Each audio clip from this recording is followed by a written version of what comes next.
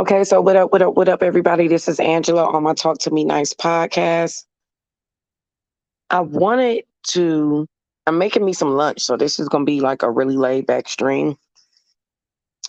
I wanted to talk about why men get so triggered when they hear women talking about abuse. I noticed that it's the most abusive men that fly in with a cape on to explain away the abuse of women and children. And it's really ironic to see them in action doing that, like in full action. It's ironic because women will sit and watch it and still not separate themselves or pick up the social cues of an abuser. If anybody is explaining away abuse, it means it's something they actively participate in. It really doesn't take a rocket science. It's like that old saying, we use all the time. A hit dog.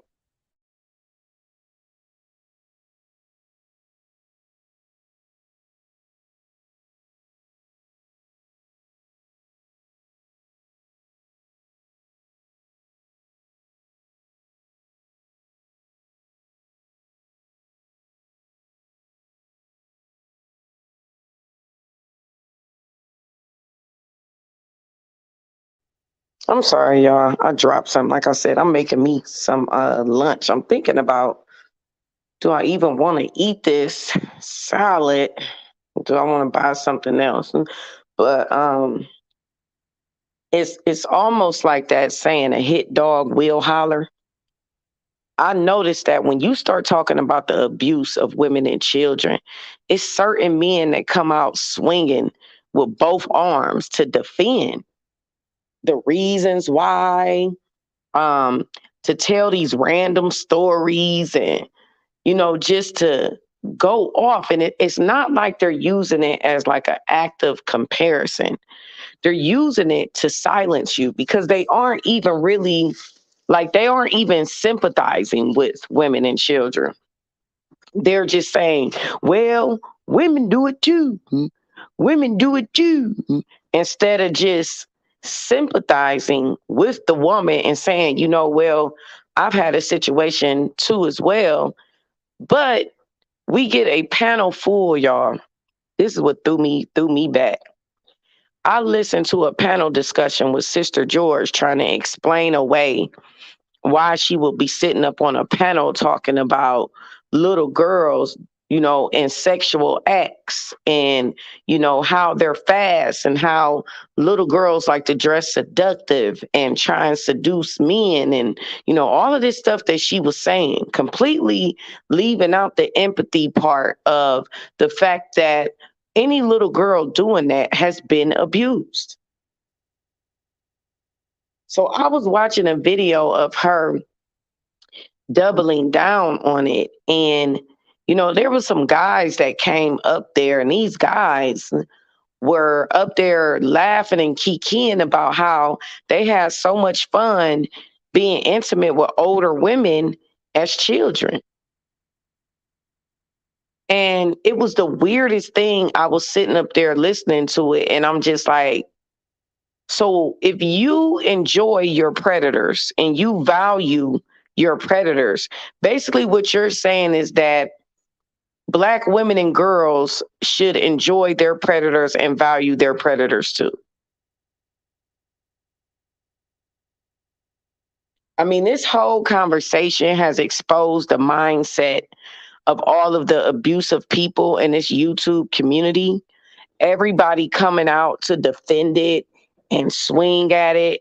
They're trying to make it seem as if they're attacking the people who were in disagreement with it, but really they're exposing themselves. They're exposing themselves because they were literally over there talking about, I mean, these men were gleeful of their sexual prowess with older women when they were children. They were talking about it, laughing and chuckling about it. And she's sitting up there with them, laughing and chuckling, her and Concrete Rose. So basically, the message I got from that is, hey, we had fun with our predators. What's y'all fault? Like, why little girls can't have fun with their predators too? Why grown women can't have fun with their predators too? And see, this is now why I understand why so many men and women in this space are abusive.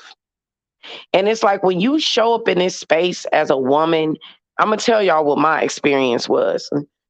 When you show up in this space as a woman, and I was just being honest about my life. I was just like, hey, I got 3 kids by 3 different men. And as soon as I told that part about me, all credibility for anything I ever say out my mouth just went out the window to all of the abusive men in the space. And so I spent a lot of time just defending my own personal life. Not that I had ever did anything to these men or disrespected these men. These men just viewed me in a very disrespectful way and disrespectful light because these men have huge issues with women. And they don't have the same issues that women have with just addressing men, belittling them, disrespecting them, and being mean and hateful as hell. Because a lot of men feel a sense of entitlement to the decision making of a woman's life that they don't even fucking know and don't contribute to.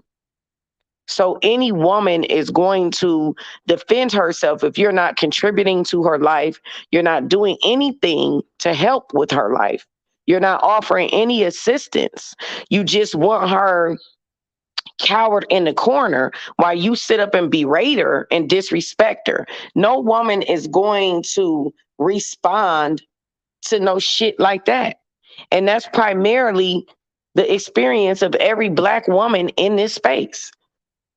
They show up just being themselves, participating in conversations, sharing with everybody and talking and, thinking you're in a learning and growing environment, and you're not. You're in a tank full of sharks, bloodthirsty sharks.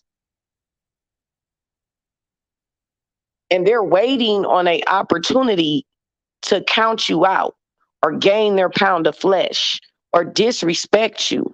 So every woman that shows up in this space, they don't show up in this space looking to go through anything like that. They show up just regular and then they get disrespected and then they start becoming disrespectful back in return. I've seen it happen with every single woman. I've seen them show up just cool, just kicking it, just looking to have a good time online, engage in some intriguing conversation, and the men start getting all personal in her business and start wanting to disrespect her, and then she start giving it back, and then from that point, it's just on. It's on and popping. Every single time, it's on and popping.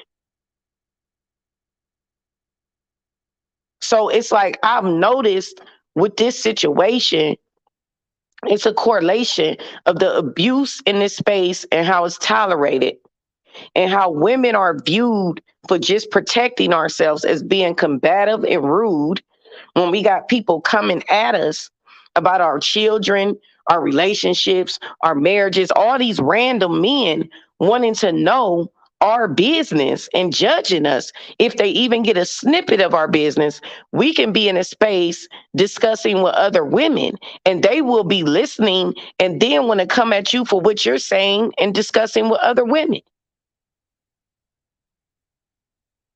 So I've noticed the correlation.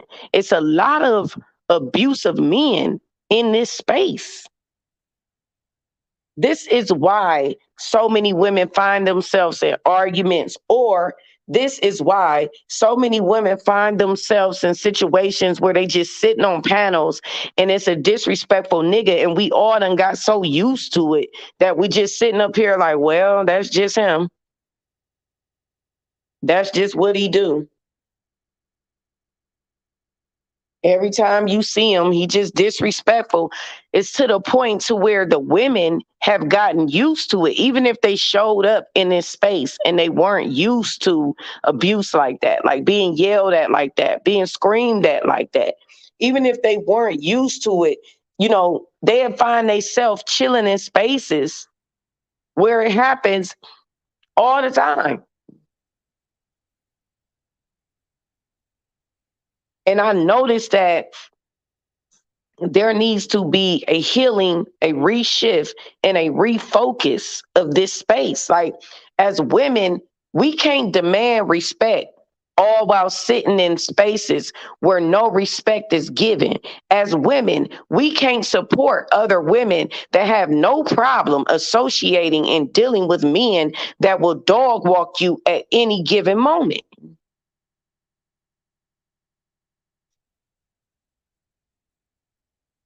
We can't just keep chalking it up to the space, because that's what we all have done. I peeped it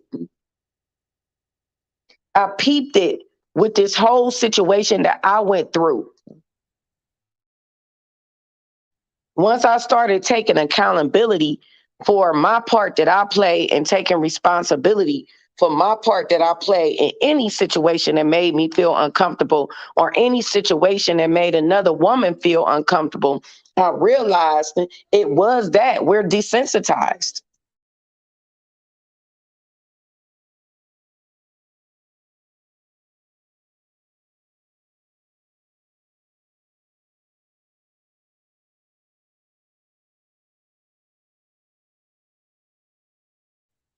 I realized that we all have just we chalked it up to the space because we may have felt defeated.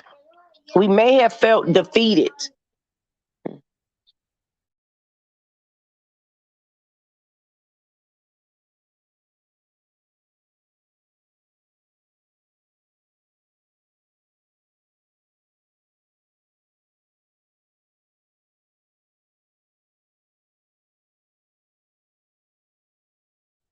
So I started trying to like break it down. That's why I want us to do this fast, and I want us to write in a journal. And if you don't know, I'm doing a fast with my audience. We start tomorrow at 5 a.m. The instructions to the fast is in my community wall. And it's for us to channel abuse, because I think that we don't like being disrespected in this space. None of us like it. You can't tell me any of you like it. I know y'all don't like it. But what we need to pay attention to is why we have become desensitized to it. Did we feel defeated? Did we feel like it's going to happen regardless? Did we feel like, people, grown women using the excuse, these is grown people, I can't control grown people. I see that excuse a lot. I see that excuse of, these is grown people, I can't control that. Yes, you can control it, but it's called dropping people from the panel. That's what it's called. It's called dropping people from the panel. When you sit up and you allow a man to just go in on a woman on your panel, it's something about that says something about you. I'm sorry. There's no way we can go around that. If you sit up on a panel and just listen to a man go in on a woman, just rip her apart,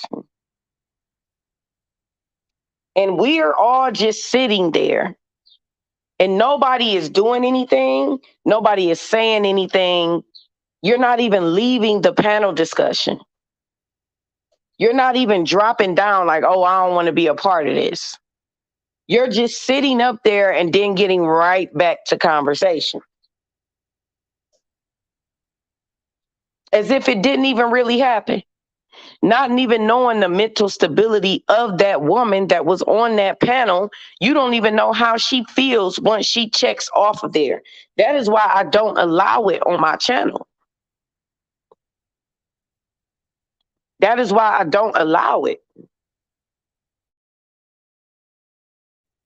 That is why I stopped letting Taz come up on my panel, because Taz was disrespectful to women on my panels.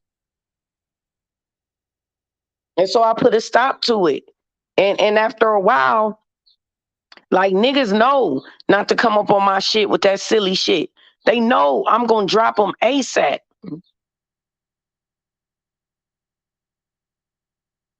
So it's like all of these men coming out wanting to discuss what Sister George did. It just shows, man, they want to do everything to you in peace. They want to disrespect you in peace. They want to isolate you. They want to remove you away from all levels of support so that they can abuse you. So that they can abuse you. This is why you see so many men out here right now coming out of the cut to support Sister George, because that ain't nothing a man of value would support. Nobody of value and mental, listen, if you have good, solid, stable mental health, nothing that came out of Sister George's mouth you would support. Nothing. Not a word. Not a word.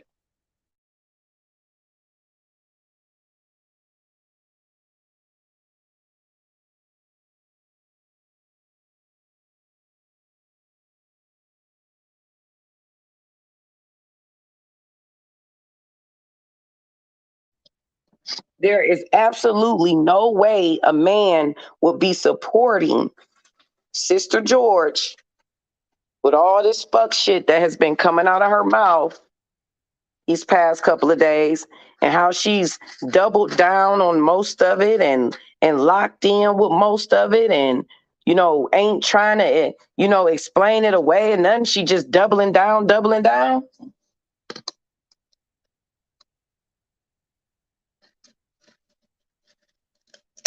That's what I'm trying to say, y'all. It's certain things you got to understand. You talking to women. So then when the women become combative and they start arguing back and going hard at you, then you want to complain. And then you want to say that the woman doesn't deserve respect and support because she responded to how she was treated. And I know that's a common theme in this space. When the women start defending themselves, then now the woman is a problem, and the woman is combative, and the woman is aggressive. It's like, no, nigga, you earned it.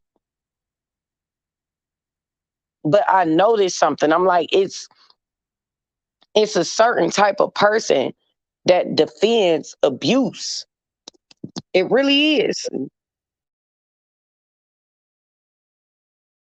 It really is. It's like, and then when you look at the pattern of the person that's defending it, you be like, damn, I get why they defending it. I get why they making excuses, because that's them. I mean, how do Sister George sit up on a panel full of men talking about how they enjoy their predator sexually as children? And she's sitting up there kikiing and laughing with Concrete Rose. I just didn't understand. I'm like, this has got to be the most disgusting, I'm going to say, if not the most disgusting conversation I've ever heard on Black YouTube.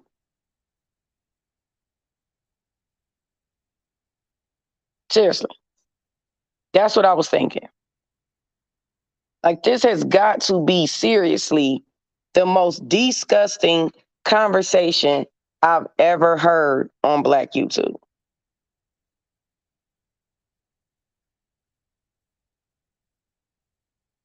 And the fact that we all disagree with it, somehow the sisterhood has attacked her. It's like, what?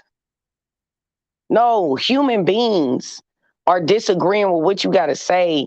This shit ain't got nothing to do with gender. It ain't got nothing to do with the gender war.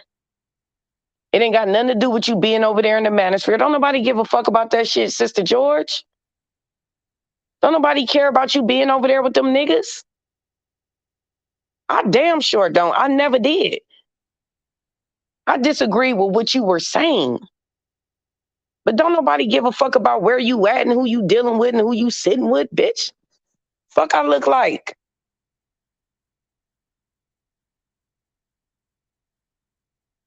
Like that shit just so silly. It's a distraction.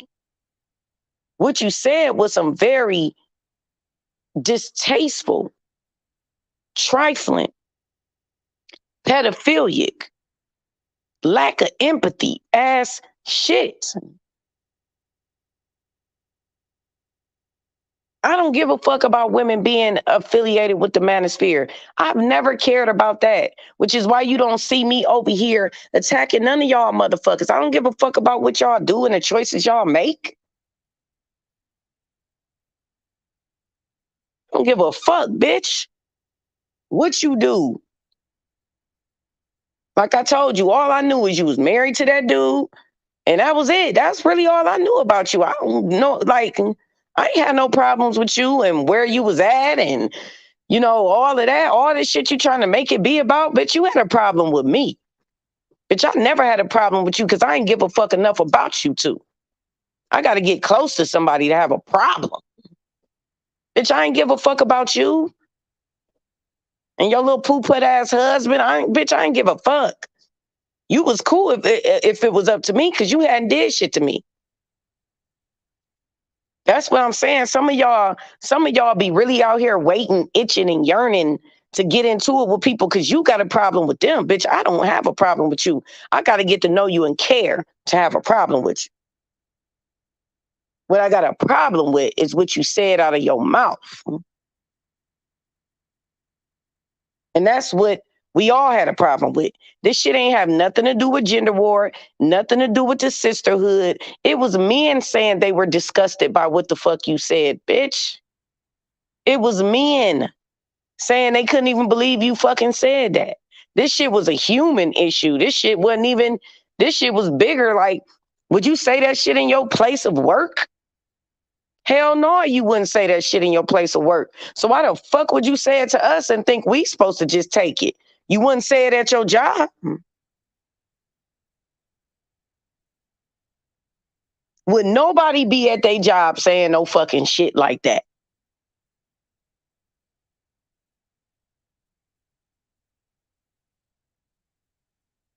So it's like if you wouldn't say that shit at your job, don't fucking say that shit to us. Don't nobody want to hear that shit.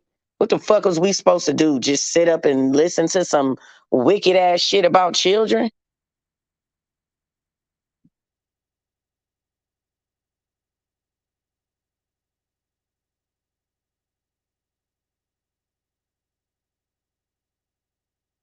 No, a lot of them co-signed with her. Um, a lot of them came out the cut swinging hard to co-sign with her, and it's just weird to me. And they kept interchangeably connecting children to women.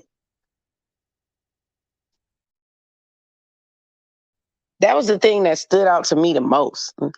It was them interchangeably combining children and women into the same conversation about abuse.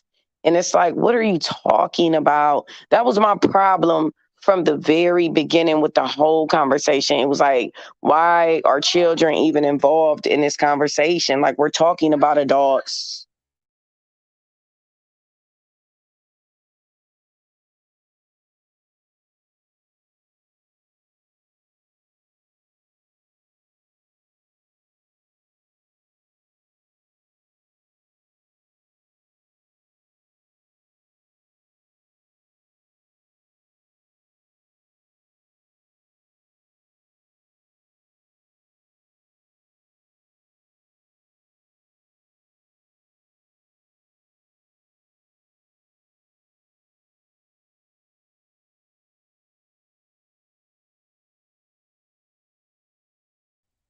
Um, I think that the story of men who can't deny abuse um, is a different type of story. There are men that are very sympathetic to women who have been abused. There are men who have started whole organizations to women being abused. But there are a lot of men, it seems, that when women start talking about abuse, instead of them just listening and trying to understand where the woman is coming from, I notice that they start victim blaming. And there's more victim blaming than anything, which is why a lot of women don't even like to come out and say they were abused, say they were touched, say they were violated. They don't even want to come out and do it. They don't want to say anything. Whenever you hear a woman complain about something, this is where it's sized up to. Men immediately start assessing whether that woman is worthy of any level of protection. They start assessing whether they're willing to risk, aiding and assisting this woman, which is why a lot of women are, and that's a level of further victimization, which is why women, I tell y'all all the time, do not support the collective of men, because men really do only give their support to women they are either sleeping with. And even then, it could be a little, you never know. You never know.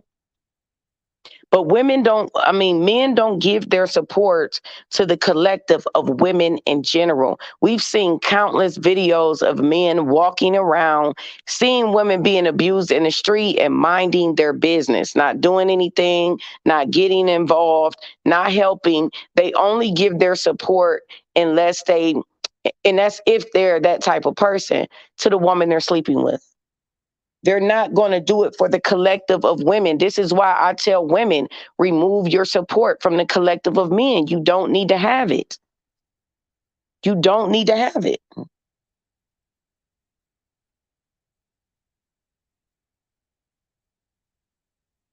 It's ridiculous for you as a woman to be walking around here supporting a whole collective of men. That is ridiculous. And that is just a thought process I have never been able to understand or make sense out of.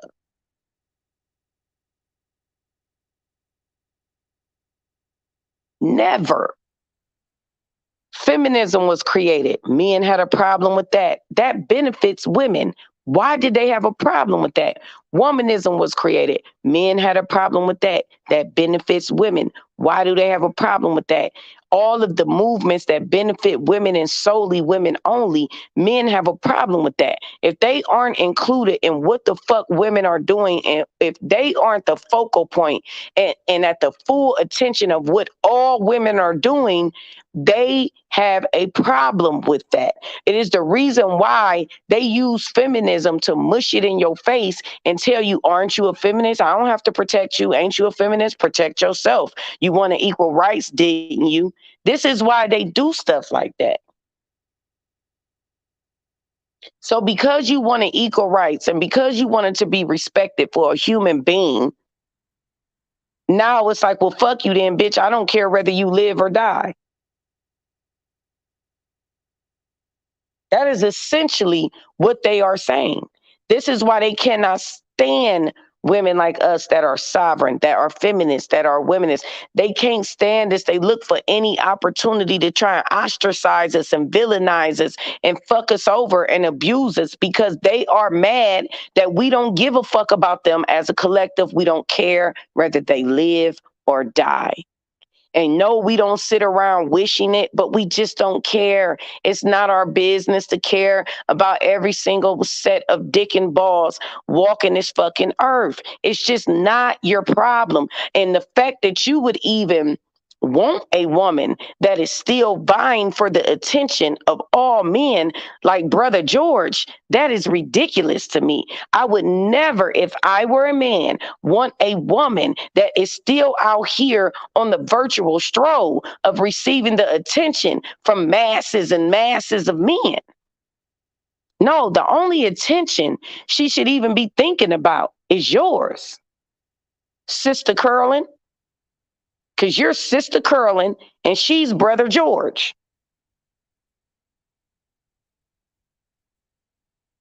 It's just not how I operate. I posted a video of Alice Walker earlier when she was asked about the movie Waiting to Exhale, and I posted it because I was going to do this video. She said they seemed a little bit too desperate for men. And that's not my problem. I can't relate. Period. And she said, I don't go looking for nothing. I feel like if it want me, it's going to come looking for me. Period. Period. Ain't nobody sitting over here hoping and wishing and praying every man walking this earth dies. But at the same time, men's issues aren't my issues. I don't care about what men got going on unless they're in my life and they're adding some type of benefit to my life. Then I show some concern. But these random men out in the streets, I don't give a fuck about what they got going on. I could care less, Brother George. And this is why you look stupid and silly to real women, brother. Because we don't give a goddamn. And that doesn't make you hateful. That's just why should you? Because they don't give a fuck about you.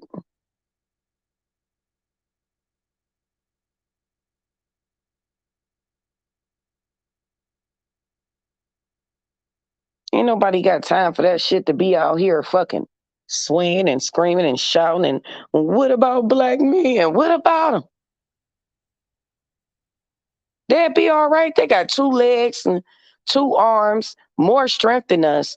If they can't make it through this world on their own, what the fuck? We making it? We are making it. What bails on? Through every obstacle, brother.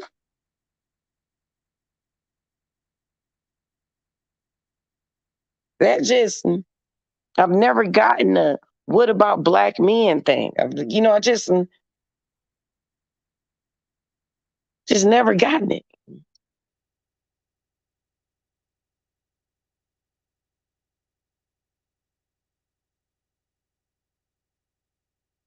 It's like, man, we got to be worried about women and children.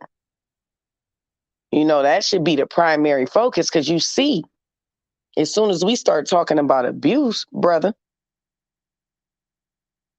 you see the men that come out to vouch for it. Let's just take a look. You know, move them tacky ass braids to the side and that thick ass neck and take a look. Niggas is sounding like fucking they belong on Reading Rainbow and shit or some goddamn hooks on phonics. Niggas is sounding like a whole episode of, remember that show? Reading Rainbow. Niggas is sounding like they fucking a childlike episode of Sesame Street or some shit.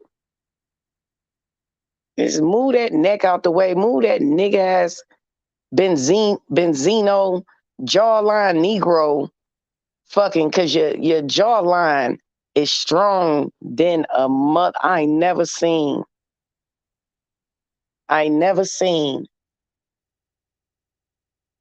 a jawline that strong in my life. Did y'all see that picture on Sweet Life in Atari? Did y'all? Man, that shit was thick, man.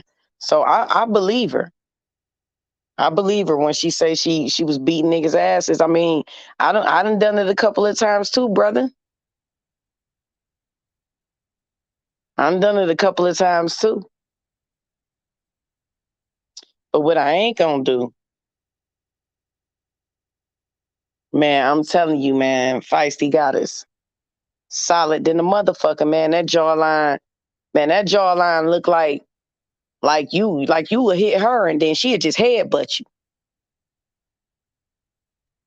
Seriously. Like she looked like she headbutt. She looked like she headbutt. She looked like she bite. She a jawline Negro. When she came up on that goddamn screen, man, on I don't know if it was a Saint Center. Man, she was looking like I stand on the front lines for my niggas. I got this bitch. I'm here for my niggas. She wasn't even smiling. She was just sitting up there like she didn't even have a slight smirk on her face. It was like, damn, that jawline thick, man. That looked like a. Remember, but you know what's so funny? Y'all remember the manosphere was saying the preference is the jawline Negro? Remember? They would say the preference was the jawline Negro, and then the what do they call that? The educated lane, and then there was the jawline Negro. Man, brother George is the jawline Negro of the manosphere. I'm telling you, man. Do y'all remember that though? Remember, because they used to call C Boogie the jawline Negro, because he was the handsome one out the bunch. And they used to call it, yes, Joy. It's very chiseled, man, very perfectly sculptured and shit. And they used to call C Boogie the jawline Negro, because Boogie used to be fucking with them niggas. See, Boogie used to be over there doing push-ups and shit with his shirt off and all that shit. You know he tall and handsome, so he used to be getting on them motherfucking niggas. Hit a manosphere's dirt. Man, see, Boogie, you should have been over there with brother George. She looked like she could put in a couple of, man, I'm telling you, she looked like she could beat you, bruh. She looked like she know how to do the push-ups where they smack their hands. You know how they jump up and smack their hands?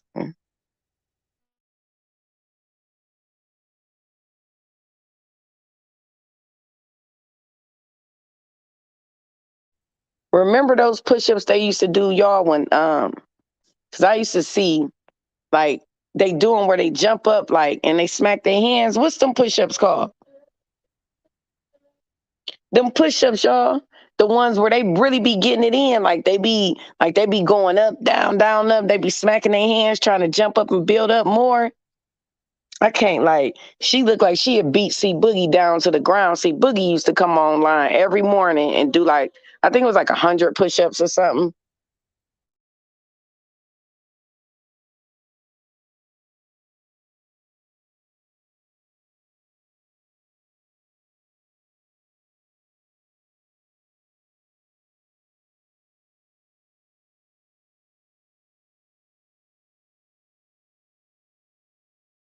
Girl, Gary, I don't know because I ain't never did no nigga shit like that. Them some nigga push-ups. That's when niggas really be getting it in the morning. You know how everybody done seen a man do that in the morning.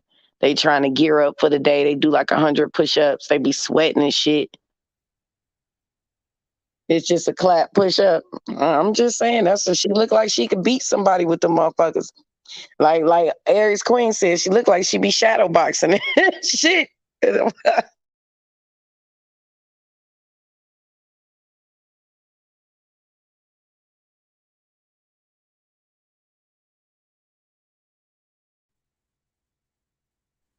Hey, Rosemary. Hey, Womansphere, how are you doing today? Good. Just up here talking shit, girl. You ain't talking shit, you talking real shit, and that's what I appreciate about you, and I thank you for that. I just want to say a couple of things, and I'm gonna get off. Um, the difference between a lot of communities that succeed in life is I actually think they believe in what their children say. If you were in a different community and you said that um, a man touched me, the men would take care of that situation. And they'll talk to whoever was the one that was accused of doing that. Because if a little 12-year-old white girl or a 10-year-old white girl was on the bus doing what that woman said, no other white woman would say that. They would stand by their child. Whenever we say our children are abused, we're always adultified.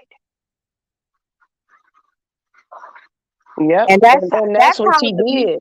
She ain't have no sympathy, man. I ain't even I had told myself, like once I got done with my little Taz and Nyla mess, I was just gonna get back to kicking it with y'all like we always do and get off that shit, arguing with people and just stay off panels because people be having hidden motives and shit. So it's like I went up there because I really came up there to support her because I've seen you. I've seen yeah, you. yeah, I I heard came up you. there to support her I because seen that. I didn't agree with Bomb, like coming for her marriage and all that stuff. I'm like, all right, Bomb, like, you know what I'm saying? Like, I ain't really agree with it, but I wasn't mad at Bomb. I was just trying to offer her some support as a woman. Like, you are supposed to defend your marriage. You are supposed to do that. So it's like I was came up to give her support. And when she made that statement, I realized once again, it triggered me. Girl, I seen you. I mean, I heard you. It I heard triggered you. me. I'm gonna tell you, it triggered me on so many different levels. Like I just got out of I know that a lot of people don't view it like that, but the situation with Taz and Nyla is abusive. Because you sitting there with a man that's very abusive. He's abusive to her. He's abusive to the women in the audience, and you just sitting there and you ain't saying nothing. It's that's not cool, man. That's not cool. It's cowardly and it's not right. So it's like that triggered me on so many different levels. Like here we go again. I'm supposed to sit here and not say nothing. No, you did what you needed to do. You took matters into your own hands. You you did what you needed to do. And I heard you. And I heard that woman. I heard her Arteri's thing too. And she has no sympathy or empathy for women. And she said that. She said she was male identified. So actually, it's no point in even talking about this woman because she doesn't care. She does not care. It is a plenty of black woman running around here right now. I'm 54 years old. I was molested at 10 years old. And to hear her say what she said, mm, that ain't cool. Right. That's what I'm saying. It was like for me, I think at that moment I declare war on like being on any panels where people allow abuse, accept abuse, say abusive things. Like I don't even want to. I said from that panel, I was like, man, I don't even want to be on nobody's panels no more because if we don't just completely denounce people that say stuff like that and do stuff like that, we just gonna keep on being a part of abusive ass situations as adults. And why we ain't saying nothing because we just online. Like I understand the disconnect because I had it for a while too, but I have awakened and I'm like, man, I'm not dealing with this shit no more. This shit is hella uncomfortable. Don't nobody like this shit. And then people start coming back at you later. Like, well, I remember when you was on that panel and that person said, and you looking like, well, I was just on the panel. But if you was on the panel, you complicit in a way. If you ain't say nothing, so it's just like I don't even want to. You always said something. Yeah, but I've been online with you guys since 2017. You always said something when you felt uncomfortable. yeah, I have for the most part. But I just don't want to be on panels with people no more like I that. agree. I don't think you should. I agree. You should separate your self from uh people that agree with pedophilia. Yeah. Pedophilia and women being disrespected. Like just it's certain men in this space that talk to women so crazy. It feel like you being verbally assaulted and shit. It ain't even like somebody just calling me a baby mama or some shit like that. It's like it's men on here like that just go a little bit way too hard for my liking. You know what I'm saying? Over shit that don't even be having nothing to fucking do with them. That be the weird part. So it's just like I can't even, man. I can't. I'm just about to stay over here in my space and kick it with y'all in a space that I created that's comfortable for women. Because women know damn well I'm not letting nobody talk to them crazy on my shit. You got to go. That's why I had to get rid of Taz because he kept doing it. I really loved when you started talking about the lady from the Bible, Lily, Lilith. Lilith. Lily. Hmm. Yeah, with all the strength she had and the power that she had, that was really comforting for people like me. Um, and I think people like me, the Generation Xers, need to have someone like you to teach us about the things that we don't know, because we were raised to protect black men, march for black men. Da da. I ain't never marched for no damn black man, but that's how we were raised. So for you to help us find our inner strength, because a lot of us have been through what Sister George said happened, but it didn't happen like she said it happened. You know, Hmm. that was a lie. She I, was over there that was a lie. And fibbing. I'm 54 years old. Wasn't no 10-year-old baby sucking shit on the back of a bus. If it was somebody sucking something on the back of a bus, it was probably her. But I ain't see that shit. But you know what? When Auntie Olivia broke it down, she used to be a counselor, and when she broke it down, she said it, and I had this inkling as well myself. But Auntie Olivia said this is her story she's telling.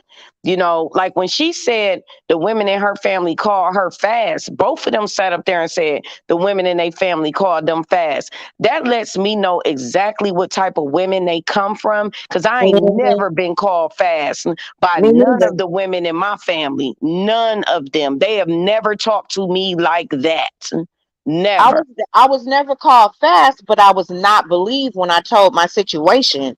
Mhm. I never was called fast, but I was not believed. And she seems like the woman that her daughter could come up and tell her, and she say, just like my stepmother did, she didn't do shit when I Mhm. told her what was happening to me. She didn't do shit.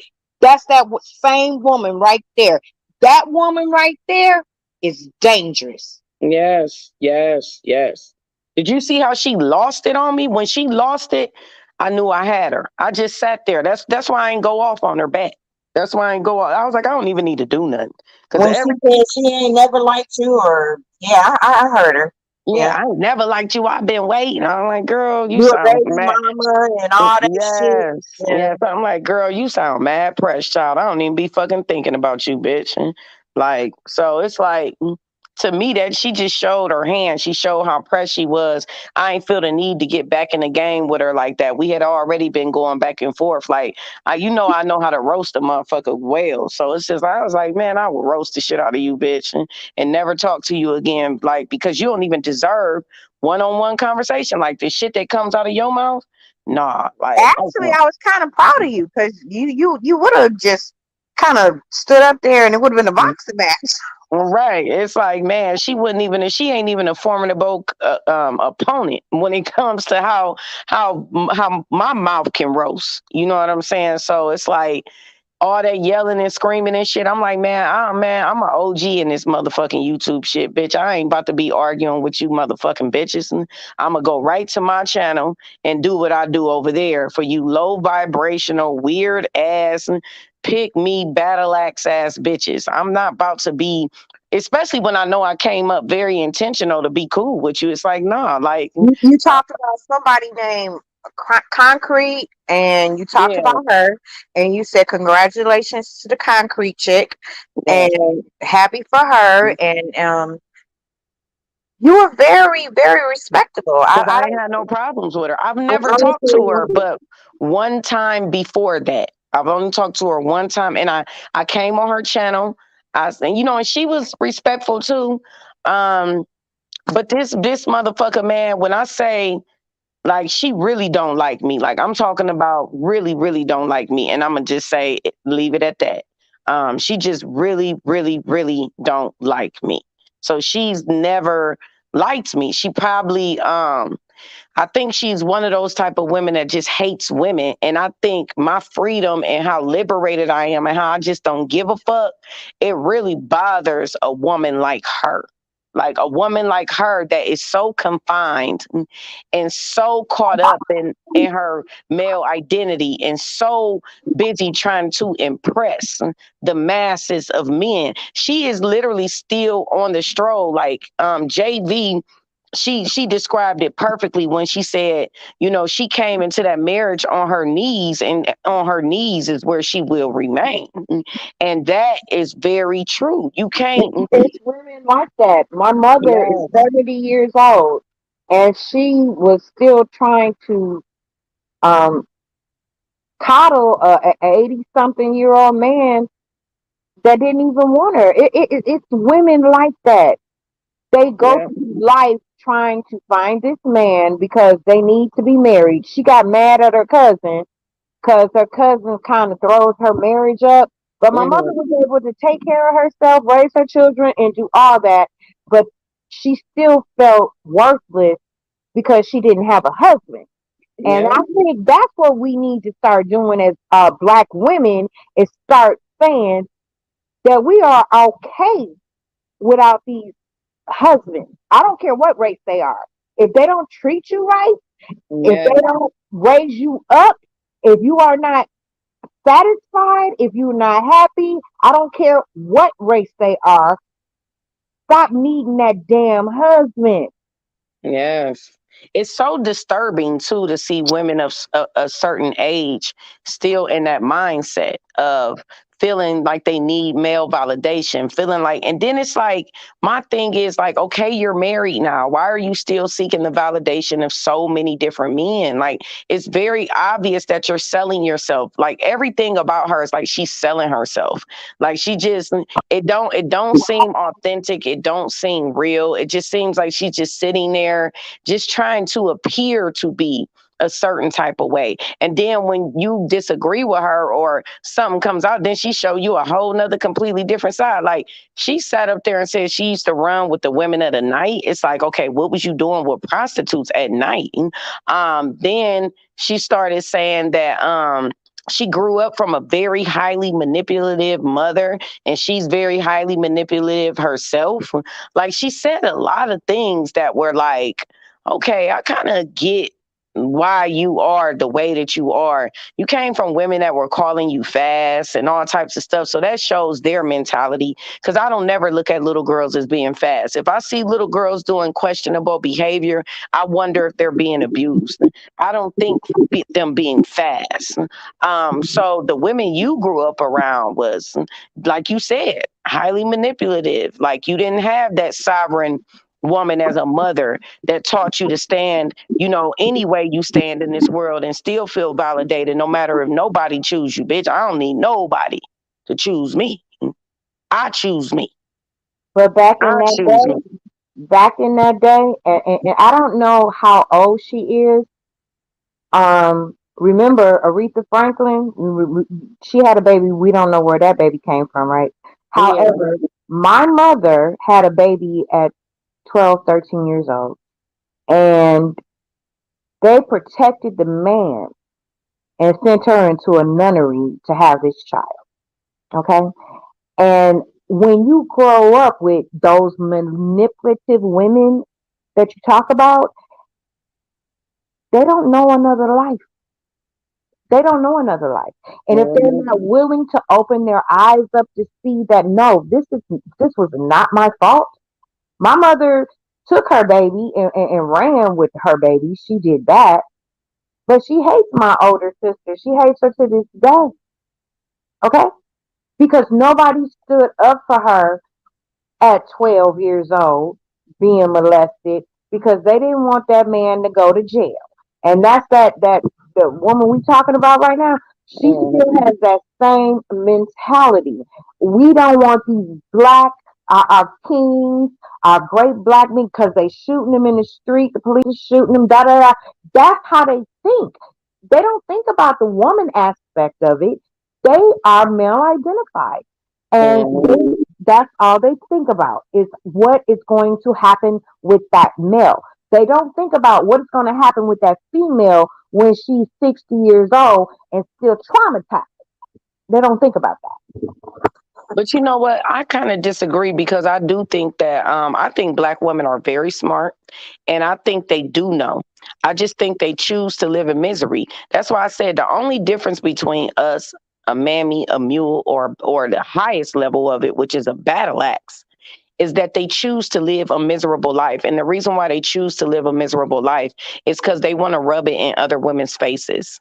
They have chosen to adapt the male identity of men because they want to rub it in women's faces. They want to be able to tell you, "Oh, my life is good. Oh, I got, and you ain't got." And that they still on some nanny nanny boo boo. He chose me and not you. They're still that little bitty dumbass girl, and they don't understand that we operate on a very higher frequency, baby. I choose me.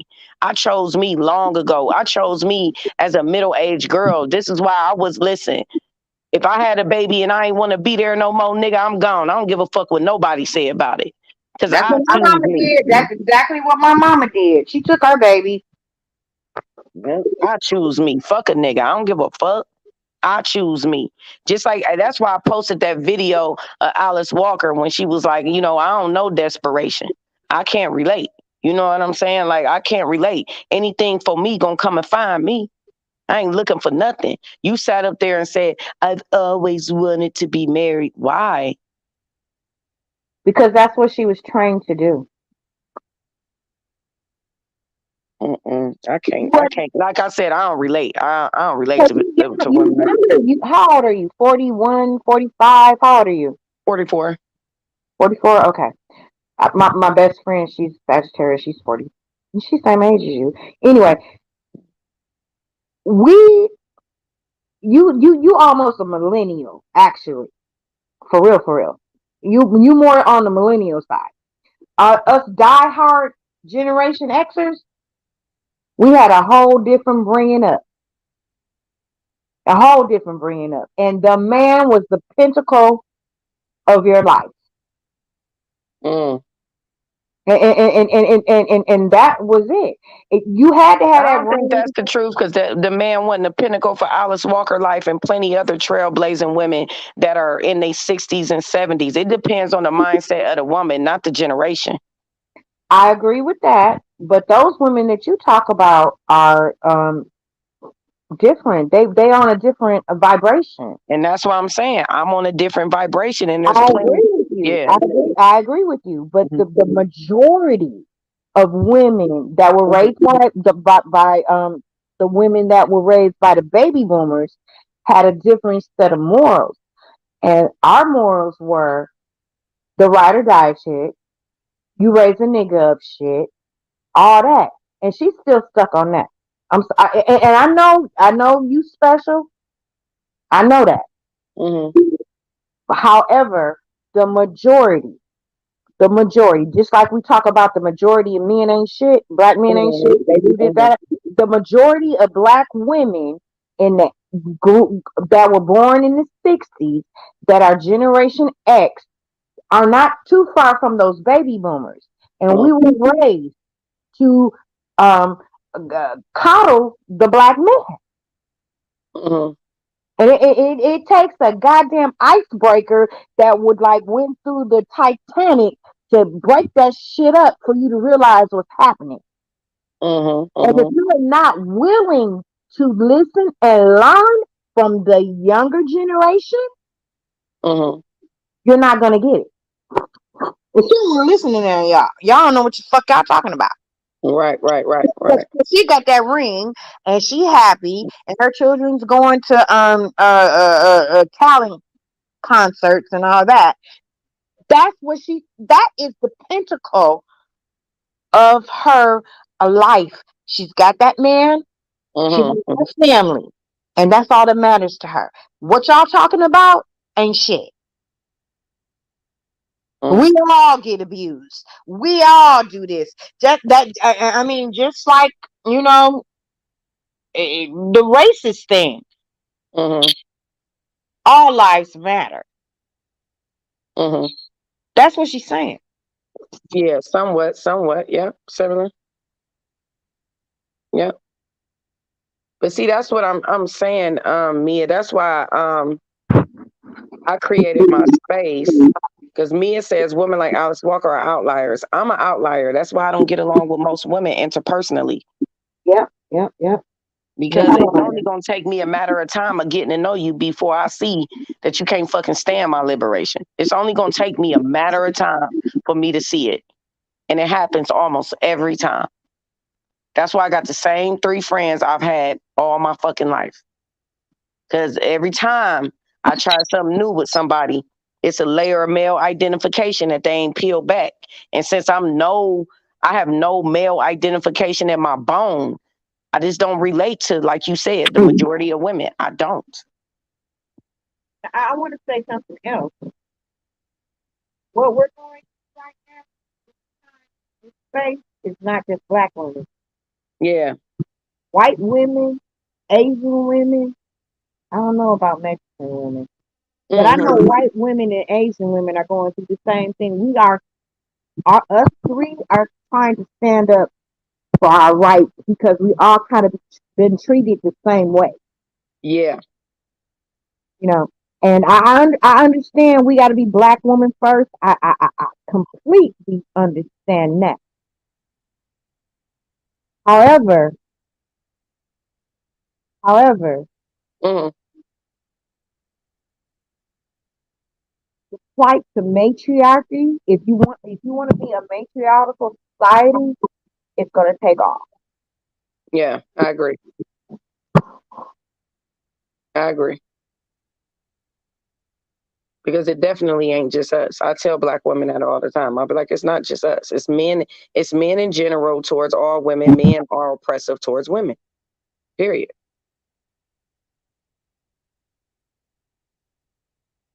I know they don't listen to you because you are on a black woman empowerment platform. No, I actually been saying that for a while. I've been saying that for a couple of months now. I've been hearing you. Yeah. So I, they, I they even remember when you had your white girlfriend on there. yep. I've been listening to you, girl. Yeah. Yeah, girl. I got a couple of white friends and they don't give a fuck about men way worse than I do. Trust me. They don't give a damn. They're doing the same thing to us that they say if you actually venture off in their little land, which you should, Hmm. because they say English women are fat as hell. We have to go to this country, that country, and this country to get these submissive women that we want. Mm-hmm. Liars. So let them go ahead and go.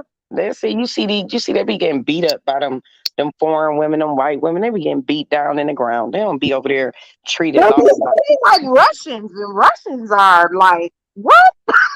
right.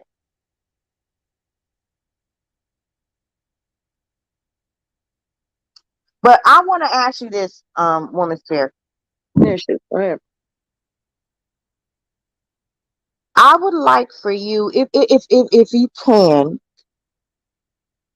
to have a panel of women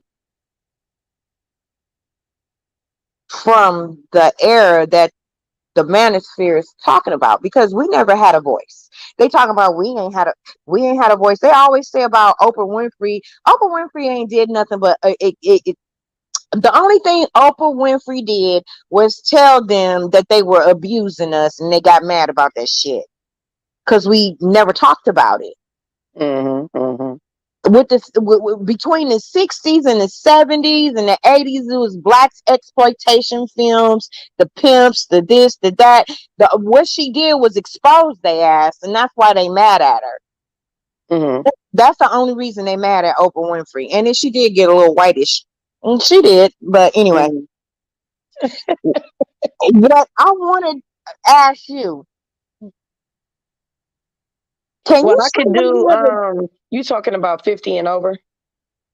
yes, the no the Generation X. I don't know where it starts at.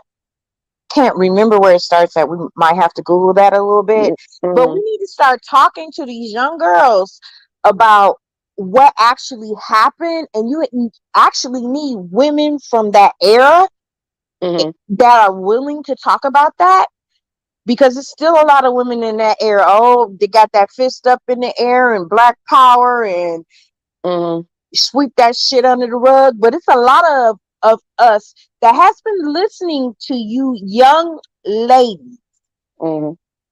young women, and stop letting these niggas call you female. Mhm. Yep, I agree. I agree with everything. If they call you female, hang up on their ass. But anyway, the young ladies and the young women, stop that. It is women from the 50s, the 60s, the 70s, the 80s, the 90s. They on here. They Mhm. are on here, and they listening, y'all. I'm listening, y'all, because I come from that same area, that Generation X. Because the Mhm. most of the men like Kevin Stewart that talked his shit was the one that brought y'all down. Kevin Samuels. Mhm. Yeah, I know his name. I just didn't want to say it. You called him Kevin Stewart, though. That's funny as fuck. Stewart, Go ahead. the one that brought us down, and he brought us down real good. He brought us down almost more than rap music brought us down. Mhm. Mhm. Yeah, But it did it. needs to be some interaction on panels that's not being disturbed by the manosphere, because I don't think we need to talk to them at all. Okay. Yeah, I agree. But they will listen, because they're gonna come to you and listen to this shit. Mhm. Big platforms, just like that Oprah Winfrey shit that they said that happened, that didn't happen. Mhm. And I think you can do it. Yeah. Talking about the abuse that went on in the community, talking about some crackheads that got turned on by some crack dealers that was in the community in the 80s, Mhm. talking about how the fathers walked out of the house in the 70s. There are Mhm. women here still. Wit didn't, and welfare did not take the men out of the house at all. And it's some Right. men that would verify that shit too. Man, they love saying that, girl. They love going in on that. Welfare took black men out the house. It's like, dude, shut up with that lying. But they got all these young men look up, and they all. If you listen to some Kevin Summer supporters, they say that. So they go to the Moynihan report and WIC, welfare, stretch marks, weave, eyelashes. What else? They go to through all that to say how you ain't shit.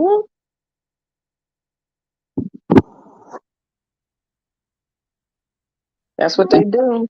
I mean, they've been doing that.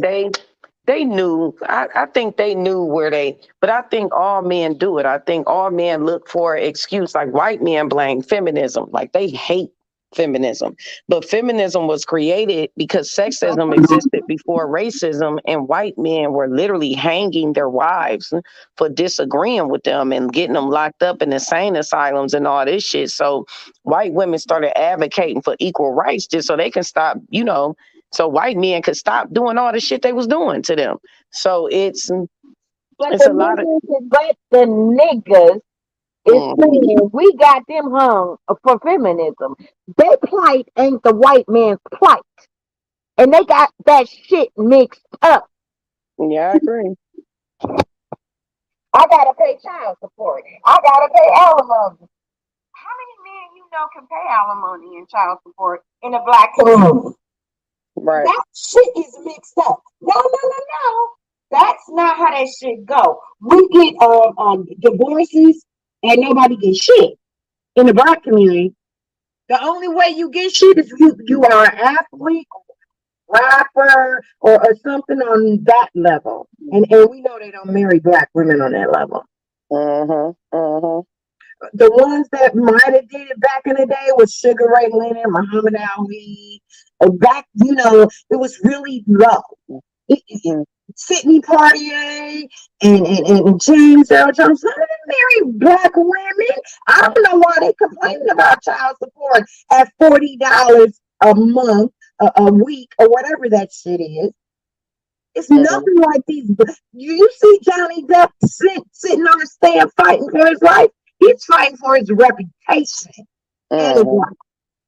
Black men don't fight for shit like that. Do black men fight for their reputation? Mhm. And yes, anyone can come up. Anyone can come up. It's an open panel discussion. Anybody can come up. But go ahead. What was you saying? What white men and black men fight for are two different things. I When the agree. black man got involved in the white manosphere, he was listening to him talking about child support, paying maybe $2,000-3,000 a month. You Yeah. ain't Right. paying that. Exactly. Exactly. They always trying to compare their issues to white men, and they just look so stupid. But you know what? Men in general look stupid following the patriarch because all they do is complain about the same system that they created. Like it's just it don't even make sense. You created a system around providing and protecting, and then when you got to provide and protect, and a woman expects that, now you got a problem with it. It's just it don't make sense. Like I agree with you, woman sphere, but we are two halves of that coin because we have to fight for our blackness as women, and then we still have to fight that patriarch. yeah, we a double minority. Yeah, Yep. exactly. And it's like black men just don't even get it. That's why I don't even be trying to talk to them about the patriarch because they hell bent on operating beneath it. And it don't even benefit them in no type of way. It's just foolishness. It's like, dude, it ain't even your problem. You don't got the same problems as white men, bruh. You don't even got the Exactly. same issues. But Libra son, did you want to add to the conversation? Hi, I'm sorry, I'm really shy, but this is my first time ever calling a show on YouTube. Hmm. But I do have a historical story about how black men used to abuse black women. Hmm. So my great grandmother um, ended up having to kill her husband. So she's hardworking. He owned a bar. He was a gambler though, so he would gamble all the money away. So one time she got off of work, came home. She went, put her check in the house and looked up. The check was gone. And then she looked over, saw him coming across the bridge, um, drunk from gambling all the money. She went up to him, "Where's my money? We got to feed the kids." And he gambled it away. She slit his throat. She did what she had. I'm not saying violence is the answer or anything towards anyone or anybody, but they're lying. Black women in general, have been putting up with the ill treatment, the mistreatment for years. And it goes back beyond civil rights and goes back beyond the 80s. This has just been their behaviors. But you know what? The crazy part is when I was locked up, because if any of y'all don't know, but I did 3 years in the penitentiary. I was in there with an older lady that killed both of her husbands. She killed the Mhm. first one and did like 7 years. And then she got married again and he put his hands on her and she killed his ass too and came back and was in there for life. Like I swear to God, she was so lit to me, man. I used to sit and talk to that lady for hours, and That's it why. was so That's why many. you got the attitude that you got now. Man, it was. I'm telling y'all, it was a white lady in there that had her husband buried beneath her backyard for 2 years, and before See? anybody even knew and shit. Man, I used to kick it hard with they asses. Like, you want like, some shit from commissary? Like, what's going on? Like, man, Right. Yep. And that message they talk about white women are submissive and they're more. No, I watch Lifetime Movie Network. That stuff be real. Seriously, I'll be watching Snapped. Thank you for letting me come up.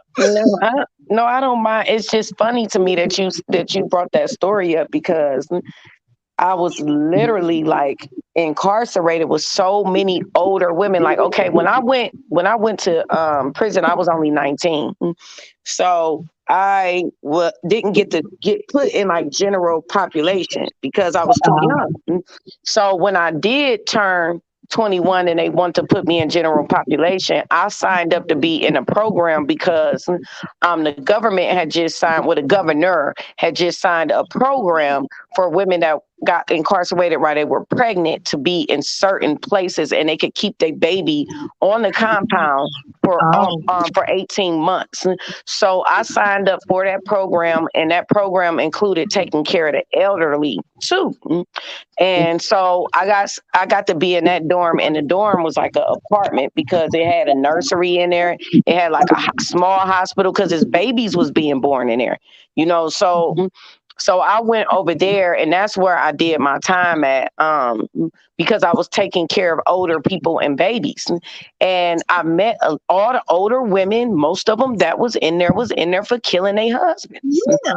And it was crazy. And I mean, they felt no sympathy. I'm like, do you feel bad? They're like, hell no. Like the one lady I was telling you about that killed two of her husbands. I was like, so you just don't care? Like you got out the first time, you got manslaughter, got 7 years. Now you in here for life. I'm like, you just don't care? She like, no, I'm gonna be all right. I'm old. I don't care. I don't care. I'm like, whoa. Like that's some real gangster ass shit right there. In the TikTok nursing community, there's a whole bunch of nurses and CNAs and stuff that are like talking about women on their deathbed, confessing to killing their husbands and stuff. So I believe. And that white lady said she had her husband underneath her backyard for 2 years. She said she just got tired of him. She was like, I just got tired of him. She was like, he was a mean sack of shit, and I just got fucking tired of him, and I blew his fucking brains out. And her son helped her bury him in the backyard, and they both just went on with their lives like it was nothing. When the nigga just in the backyard dead, man. Shit is fucking crazy, man. The shit you hear when you in prison, when you go to prison, you hear some wild shit. The stories will change your life, like literally change things. Every single woman that was in there, like for like a drug addiction or some wild ass shit, it always started with a fucking man. I don't care if they was white, black, or whatever. It was a man involved in every single fucking situation. I'm like, man, this shit is fucking crazy. Like, but I ain't gonna lie, like I respected a lot of the women that I met in there because a lot of them that was in there, they was in there for defending they fucking selves against men, against other people, like all the ones that was in there for murder. It was because they killed the nigga. But today, when you look at the women that are incarcerated, they aren't there because they were following a black man. Mm. Yeah, I grew up watching my aunts follow their men and take care of their men, and I really was like, I don't want this life. Like, I really don't. Uh, I guess like for me growing up, the women in my life were definitely like the breadwinners and the ones who took care of everything, and the men were just like secondary pieces. Like they were part of the children. They were like with us, like. So I could see why like it would drive somebody crazy when your spouse becomes your child. And that's why I appreciate Woman Spirit so much, because she's teaching these young girls that you don't have to settle for that life. Yeah. And I've seen her rotate from black man, white man, Martian. Actually, I've seen her rotate it. But the one thing that she Said Martians, if I could, you ain't so mad. one thing is The shade. yeah, girl, I was gonna say. But anyway, It's not same, it's diversity. You are always Your womanhood. You stood on your womanhood. And that what made me like you a lot more than I like the others. It's a bunch of others. If you go in the other complex, it's some others over there. But yeah, you're a other, okay? And that's why I trust you. I don't trust them. I don't trust them at all because I don't think they're about women. I think they're about the money. I think you are actually about saving women. And I may be wrong because I was wrong about them too. Because I actually thought they were about that until I heard a couple things here and a couple things there, and you keep hearing a couple things. But when you come back to woman sphere, she's already said it. She already told you what it was, and it feels comfortable, even though she's Well, younger. that's because they took all my damn talking points when I got to know them. That's, girl, when I met Cynthia, Cynthia had like 60K. And when she adopted my message that she publicly said I changed her direction, she went up to 100K. And when you met Cynthia, was she still with Boyce Watkins? Yeah, she was. Yeah, Cynthia was over there. And Cynthia was with the Manosphere when I met her, actually. About what's pig albinoids, the albinoid pigs or something like that.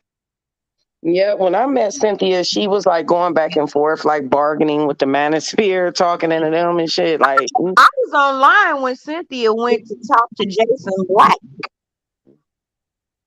I've been listening to her for a long time. For a long time. and Taz, he was over there struggling with the Manosphere too. You know, he always wanted to be their baby, a little big baby child. His name with the funny pictures, Brazilian, Sicilian, Brazilian. What you say? It was a dude that used to be on Camel Talk. Whose name was? It started with an S, and he had a kind of a deep voice, but it was always monotone. Mm-hmm. I'm trying to think. I can't remember. But because when I met all of them, they used to be doing those long panels with the men at the Manosphere. Like that's all I remember. And I remember she was at like 60K at the time, and she was talking about like pro-black stuff. She was talking about pro-black stuff. When she met me, she cussed me out because I told her I was pro-black woman. And I didn't care about the collective of black men. And she was like, how does that even work? And that annoying ass voice. How does that even work? I remember you getting cussed out. It would make sense why she would say that because, like, we've discovered, like, the black community is AKA the black men. Like, Well, actually, I think Cynthia G discovered this, aka black men too, but she just ain't ready to say. Look, girls, do your own thing. Well, I think she kind of said that, but when she said that stop birthing black boys, that kind of got everybody upset. And she's not the one to say that. She's not the one to say that. The messenger is not that message. You can't say that. And even if we don't agree with it, that message did come from somebody else. Yeah, it And came from Kendall. It wasn't her. I think about my cousins and what they've been through because I have a cousin who has a father who molested her whole life, and her mom just acted like it didn't happen. Like, I try to talk to her now, and it's like what, that family secret that you don't bring up. So I always think, like, what mental state and what kind of progress has she made throughout her life? Because even the closest guy which was her father, he was untrustable. But when that happened to her, it was crazy because, like, the family was looking at her like she was fast and it was her fault and stuff. When she ran away, they was like, oh, I don't know why she doing this and this and this and that. But, like, her mom knew why. And then when my family found out, like, they were just like, I asked my mom, like, why didn't you like protect her or take her out of the area or something? And my mom was just like, it's my sister. What was I supposed to do? Like, not love my sister, not be there for my sister? And I was like, Yes. but the baby, It but the didn't matter. baby, like, It but the didn't. baby, like, Boo-boo, boo-boo. It did not matter. You are to protect that black male at all costs back in that day. And back in this day too, actually. However, we're just gonna go back because how old are you? How old are you? I'm 30. Okay. Yeah, you're millennial. You're the age of my daughter. Yep. Yep, that was still back in that day. You protect that black male at all costs. You're not gonna they not gonna throw that nigga up under the bus. No, they'll throw you up under the bus. But then with your crazy ass and you don't know what you're talking about because Leroy ain't did nothing. He just trying to work and this, that, and the third. And because he can't put another black man in jail Mm-hmm. where they belong. Which another thing I didn't understand, which really pissed me off, is like he wasn't even the breadwinner. He wasn't even working or nothing. She was the one supporting the whole freaking house. Like everything they had was because of her, because she was the only one working. So like when I got older, it just really didn't make sense to me No, to that hold on to somebody. doesn't matter. We were raised from the plantation. Okay, okay, let me do this. Let me do this. So we on the plantation and hanging niggas left and right. Okay, all right. So we get off the plantation, they still hang Jim Crow. We in Jim Crow. They hanging niggas left and right. Okay, so they tell us the black man is so important. You gotta keep him and you gotta survive because they keep hanging these niggas left and right. So you are going to stand up for your man like any woman should. You stand up for that man. No, you're not going to take that man. It doesn't matter what he does. It doesn't matter what he does because you got to protect that black man. I don't care about Well, your. that black man can go to hell. Have anybody ever told you that you look like Raven Simone? Yes, Oh my my whole life. God. But it's somebody else new on the panel. Did you want to add curtains to you? Yeah, I just first off, I wanted to say I'm so glad that I had the opportunity to come across your channel. I really enjoy your content Okay. and it's much needed. Thank you. I I appreciate kind of that. wanted to add to the conversation. Am I sounding okay? Yeah, we might all need to go on mute. I got it. Okay, go ahead. Go ahead. So, like with the past shooting, I don't know if is it all right if I talk about the shooting just briefly, just to kind of prove a point or to make a point? Yeah, go ahead. Go ahead. Okay. So the past shooting that happened in New York really had me thinking. And the first thing that came to my mind was, where was the niggas with the guns at? The reason why I asked that is because that shouldn't, honestly, that could have been prevented. Maybe some people would have died, but 10 though? And he was able to get arrested by the police officers. He It was drove in an two open hours public to a space. whole nother city, bruh. Like, Yeah, yeah, what? and it's really upsetting, and it also makes me think about, for example, what happened in Oklahoma, where they came in and they brutalized the black community. And is that what happened too? They just cowered? It had to have been because in a way history is repeating itself even right before our eyes. Yeah, because they said that they never abandoned us and they've always protected us and they always did this, but like we've never seen it. Yeah, I'm starting to think that too. So it's very interesting when you just observe things and it's quite disheartening and disappointing. But that was like the main question that I had in my mind once I heard about what happened in New York. And apparently there's a slew of copycats that are going to take that same route. So what's going to happen? So Nothing. I They're just gonna kind get of, away with it like they always do, and black men ain't gonna do nothing but yeah, sit back and chill and relax like they do. yeah. I think the problem is with the community. They don't give a shit because we don't protect our people like other people protect their people. So they don't take us seriously. We Yeah. can get up and do whatever we want to do. They don't give a fuck about your babies. Y'all don't give a fuck about your women, and y'all don't give a fuck about your community. So we send a KKK worker in your community. Actually, why should you have a problem with it? I just Because think other communities are protected. The Asian community is protected. The Jewish community is protected. The Mexican community is protected too. Y'all might not think so, but it is. We are the only community that's not protected. And they think of us as leeches off of society. yeah. That's why they shoot us. Because Well, if they're identifying the community as black men, I would see why they think that. Yeah. but I no, was just like, well, we are the community. They not going into the goddamn grocery store saying I'm aiming after only black men. They aiming after all of us.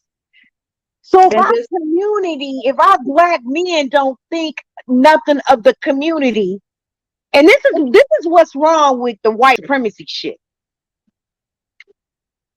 Every other race has raised above that white supremacy shit because they protected themselves. Our men ain't protecting us, but they want us to stand up and fight for their rights and do this and do that. And they say, "Oh, y'all got a bunch of bitches fighting for y'all, so we can fuck you up." Yeah, they don't. I think the other don't see black men as a real threat because of the fact that like women fight their battles. Just like they've been attacking black women about the Kevin. She called mommy dearest called Kevin Samuels Kevin Stewart earlier. I like So Kevin Stewart though. It sounds pretty good. me too, me too. So listen, they did y'all see Tom Lakis? Tom Lakis is like one of the founders of the White Manosphere, and he came out and said that's what you get for stealing people's messages about Kevin Samuels. None of the black men, talked about Tom Lakis saying this, but they talked about black women celebrating his death. They went in on black. I'm like, what about Tom Lakis? What about Tom Lakis? I didn't even know he had even said anything like you said. Ain't Yes, nobody he talking did. about that. Tom Lakis came out and said that's what happens when you steal people's messages. That's what he said. And they ain't even talking about Tom Lakis. And they won't talk about Tom Lakis because they never check their counterparts. We're not their counterparts. They're making us their counterparts. They are making this gender war. And I say, black women, just step back and say, I'm not fighting you no more. Go get whatever with any other race but us. Please go. That's what I stopped. That's what I stopped. Nope, that's what I stopped doing. That's right on the money because that's what I stopped doing like maybe like a year or two ago. I stopped arguing with black men on panels. Like if they come up wanting to argue with me, I leave because I'm not about to be arguing with you, nigga. I don't even fucking know you. I don't know you. I'm not about to be arguing with grown ass, funky feet, musty ball sack ass men. I'm not. Just like Just Teddy Sanders can sit up on that panel and say, you ain't shit after 35. You ain't this, that, and the third. And all these women go actually put their energy into what he's saying. I'm sorry, I you got to seriously want to know. I seriously should do a quick little short video on the fact that they did not address Tom Lakis because the fact that they did not address Tom I agree Lakis with is you. I agree with you. I actually think you should do that. that's insane. It's like y'all ain't saying nothing about him. Y'all focused on us. This man literally came out and flat out said it. Like this is what happens to you when you steal messages. Like it's I like think I come heard. on. I think I heard. I think I heard that dude. I think I heard him. What he Yeah, said. Tom Tom Lakers ain't give a damn, and he doubled down on it on his show. Like Tom Lakers ain't give a fuck. He don't care. He feel like the white manosphere does not accept the black manosphere. Yep, They that's look at him. them like they stole their That's him. message, and they can't Mm-hmm. fucking stand them because they did steal their message. But They sure did. white men, you stole the message from Sophia Stewart, which is a black woman. So you stole the message too, white men. You stole it from her. And then the fuck? That's the Actually, white irony. men got frustrated about them having to pay alimony because how many black men pay alimony? How many black men pay alimony? None. Well, maybe not none. Them white men, I remember I used to watch the white manosphere when I first came into this space, and I was like amazed because a lot of them was still with their wives, and these dudes would be in the house just cussing these women out. And I remember it was this white dude I used to watch all the time. He was married to an Asian woman, and he would be in the house like, "You guys, do you see how she treats me? She doesn't do anything. She doesn't take care of her son." And the woman would be just laying in the bed on her phone, like, "Nigga, shut the fuck up, nigga." Like, nigga, I don't give a Why? fuck. I Because ain't you doing still shit. How we gotta do got it? their money. Is that how we gotta do it? Just ignore the shit out their ass. Man, she Ignore used the to be just secret shit, laying yeah. there. She used to be just laying there, y'all, like just looking up at that nigga. She would be on her phone. She'd be looking at that nigga like that nigga would be like, "What about our son?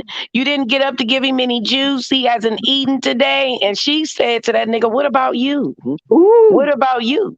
And Like, and it roll could her be eyes. it This could was be a women that don't even make the money. It could be women that's sitting there looking pretty, Instagram models. Actually, Instagram models. This is a true story. Instagram models. I'm not doing shit. You gonna make all the money, and I'm gonna stay here looking pretty. And this nigga is like, she don't do nothing. She has no ambition. She does this, but you pay for her to come looking pretty. Check I know that. I know them wives, them white wives. I used to watch this one dude. He used to follow his white wife all around the house. Like, are you gonna clean? Are you gonna even have sex with me? Are you gonna do anything?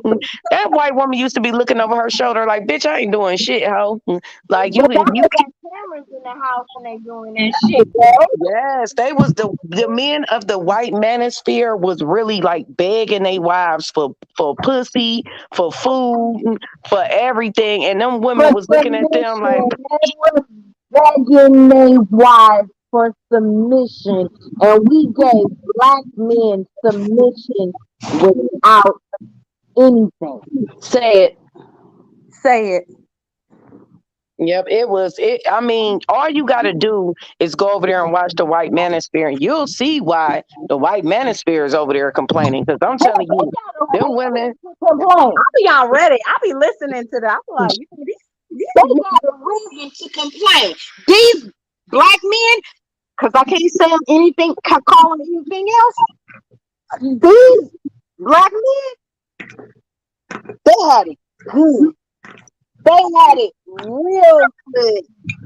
And I want to see them crumble. And they real mad at this. What's the girl that just got married like today, yesterday or today or oh, something? that actress. Yeah, she's so pretty. What's Tisha? Tika So something. pretty. They She is so mad at pretty. them. They I mad don't know why at they mad. Yeah, they mad because she married to a white man. But Sweet Tea, did you want to add to the conversation? Sweet Tea, you there? You might be on mute, boo. Yeah, I think she on mute. Girl, you always get me fucked up when I have to go drive a goddamn truck. Oh my God, girl. You do Talking not about need to be in nobody's childcare. truck right now, child. No, I Talking ain't going about right now, but I gotta go. I'm take me a little. Yeah, I gotta go drive a truck. A little nap. You gonna take you a little nappy nap? Yeah. Can y'all hear me now or no? I Yes. hear you, Sweet Tea. Go ahead. Okay.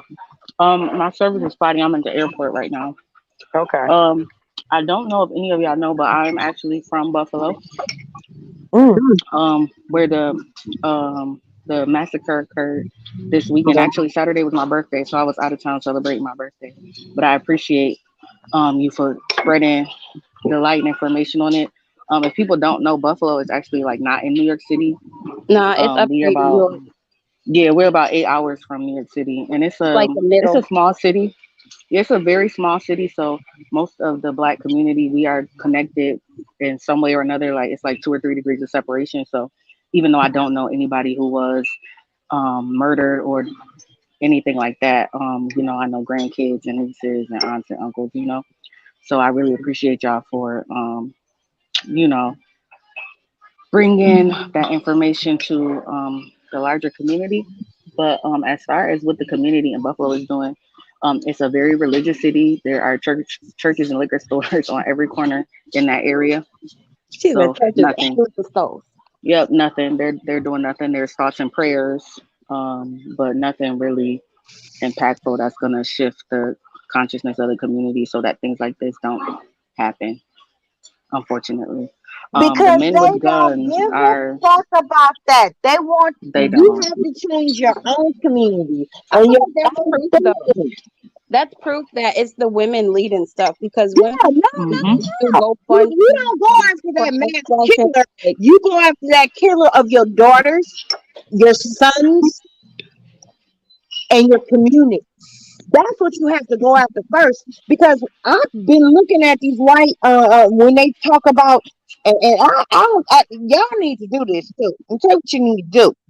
Since all these news channels is on YouTube, they got they comments on. And when you go to the comment section, they don't give a fuck about you. mm, They don't give a fuck about you. They talk about your kids. They They talk don't. about you Mm-mm. raising them. They talk about this, that, and the third. And They we don't. black community. And the The one thing that is prevalent is you don't give a fuck about yourself. So ain't no the America is not gonna say let's stand up and protect our black community because this fucking once in once in a year bandit came down uh with his flag shooting black people. hmm That's not gonna happen because there's too many black people killing black people, and the world knows it. So all that shit that Reverend was talking, no, that shit don't work. That no, no, no, no, no. Not in the white community. They know what is going on. yeah, it's a very segregated city. So black people live with other black people, and white people live with other white people. But Buffalo is very much so like the internet community that you see, where it's men just like out of their minds. Like they're something is wrong with them. Must be something in the water here. They really is just like they have no desire to do anything for the community, and even the ones who have the financial resources don't. So because the first question they ask is, "What do I get out of it?" It's just like, what? What? And I'm gonna say this too. If they trying to plan a march, because I kind of see this reverend in the girl, stairs. yes, they did. They Yeah, planned no, a no, damn no, no, march. no, don't march, don't march. I'm Do not marching for a motherfucking thing. Don't march for this shit. They gonna say, oh, because they switched it up from the guy that got the neck bracelet from his white girlfriend. Um, we didn't march for that. Don't march for this. Hmm. When Oh no, they I'm not. say we don't march for this either, because it's a black woman thing. Because they want to get us riled up. If they can get Hmm. us riled up, then they can get the world riled up. That's what But that's happened how you. with Georgia. I'm not home yet. I don't get home till later tonight. I've been gone for Don't like the march. past Don't week. march. But that's all you see is the women, and even some of the older women who were murdered were matriarchs in the community. They were the ones out there doing the groundwork and making sure people were fed and educated and taken care of. But like I said, Buffalo is a hard place to be because there aren't a lot of sovereign women there. The women are out there in droves and full force doing what we've been doing for decades and centuries, is Sis, I protecting come the to your community and holding housing it up. community.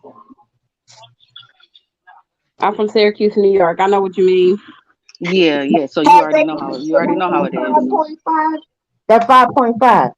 Have they marched about that? Have they marched No, about the I would like to see a march for child support. I you drove need my for mom black women, for black to women, for child black women. support. Have we He marched? left her for like the sixth time, and like the whole time he was on child support. He came to my sister and me, and complained that he had to pay child support. And I would tell him like, but it pays for the rent and the lights and food on the table. Like I they don't know don't care. you're like I don't know why They you don't care. complaining. And he would just be like, you're taking so much money. You're taking so much money. My dad is so ignorant that when he got with his last girlfriend that he broke up with my mom with, he went to court to put her grown kids on the child support so that he could give them some money too. The judge looked at that man and doubled the child support from him going to court. And then to my mom's last breath, my dad blamed my mom that his child support was so high because she went to court and asked for more money when it was him. Weirdo. He was the reason why our child support got up. And I'm telling y'all, this man celebrated each time me and the time I got off child support and the time my sister got off child support. So I'm really wondering, like, why is it like But he didn't celebrate the time that you graduated from college, nope, the time that you got married. He nope, didn't even graduate and celebrate the time that you went to high school. But these nope. motherfuckers got to say we can't celebrate the time that nigga caught his death. Say No, it. no, this shit ain't going like that no more. And I Uh-uh. don't die being a Generation X to preach forth like you got to not ever accept that shit anymore. So And I. I'm a daughter. She's married to a but I'm a daughter. Mm-hmm. But I did contribute to that black male worship culture. I don't know. She didn't do it. I wanted her to do it. And she was like, I don't. She went from B2K in her room to a couple of athletes and The Rock. I was like, why am I looking at these posters? She said, I don't like black men. I was like, okay. And that's on period, sis. This is Yeah, like like they these really like young just mad girls. at women for being like the abuser's gone. It's just like it's like you're mad at a I victim. think I Or felt indifferent about it. I think I just didn't care one way or the other. Um, that's why I didn't really do no content on it because I was just like, man, I didn't care about him. I did one video a year ago where I predicted his death. Um, and that's in my community wall. And I got a lot of flack for that. But I knew it. I felt it. I knew it. I said something gonna happen to him. Something gonna happen to him. And it's another person in this space I feel like that about, but I'm gonna let that rock. I'm gonna leave. I I know said who I you're was talking about, woman spirit. yeah, I said I was gonna stop because that's one of the reasons why I don't pull tarot. Because mm, I'm already very naturally gifted. And so when I pull tarot, I see like demise and I don't really like seeing people's death. You know what I'm saying? Because it disturbs my spirit. So I kind of even regret predicting that because it straight up came true. And yeah, so it's you just, feel like me. People be like, "Oh, you people who are right always love being right." Bro, I hate being right cuz I me be too, right especially about when the it's ugliest destruction. things. Well, especially when it's destruction. You know Yes, what I'm saying? Like you don't like it's not a good feeling. at I all. love being right when I I hate can it. come for your fucking destruction. Okay? I Yeah, I ain't gonna love say I was that happy shit. or When sad. my I was daddy just died, when my daddy died after he molested me, when I when I said how he was gonna die and he died like that shit, I loved it. Sorry. No, I ain't mad at you. I'm just saying, Wow. But that's what I'm you saying. Like, is this you like just playing being the different victim about for? it. Like you just be, like remember I was talking to y'all about becoming indifferent to the collective of black men, so we don't have no emotion. Yeah. Um, we don't have So, no woman care. fear, Like how am I supposed to come collective from no emotion? you gotta work on removing yourself and not having earthly and human being attachments. Like because I'm working on that as well right now with myself. I'm already disconnected from the collective of men, but So you with said work women, on having non-earthly and attachments, earthly. attachments. You know what I'm saying? Like that should have catch you up every time. And I So know Everything. what because attachments should I have? none. Not even Yeah. to your kids. You're not even Straight up. supposed to have any attachment. You're supposed to be as light as a feather. You're not supposed Yeah. to be anything introspectively personal or anything. Like, it's supposed to roll off you. Yeah, you ain't supposed to Yeah. have no attachments to nobody. Like anybody that just like I said, that's why I posted that video of Alice Walker when she said, when she was asked about how she felt about the movie Waiting to Exhale, she said she felt like they had desperation, and then she said, I don't really have desperation. I don't have any thing, with that. Like, I can't relate. She said anything that's for me gonna come and find me. And that's where I'm trying to get in my relationship with black women, because I keep bumping my head with black women. So I have to disconnect from black women on a personal level and just support black women as a collective. That's how I have to deal with them. Okay, so I'm at this point in my life right now. I have an extra room in my home. Um and I want to put a college student or a woman with a daughter child, not a male child. I'm sorry, that's how I am. Is that wrong?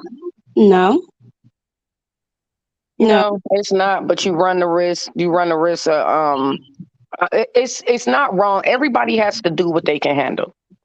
I can't handle y'all see me up No, here. woman spirit. I But want to know listen, what let you me let feel. me I I want to said you feel what gotta you do feel what you on can my. handle. That's what I said. You gotta do what you can handle. You know what you can handle and what you can't.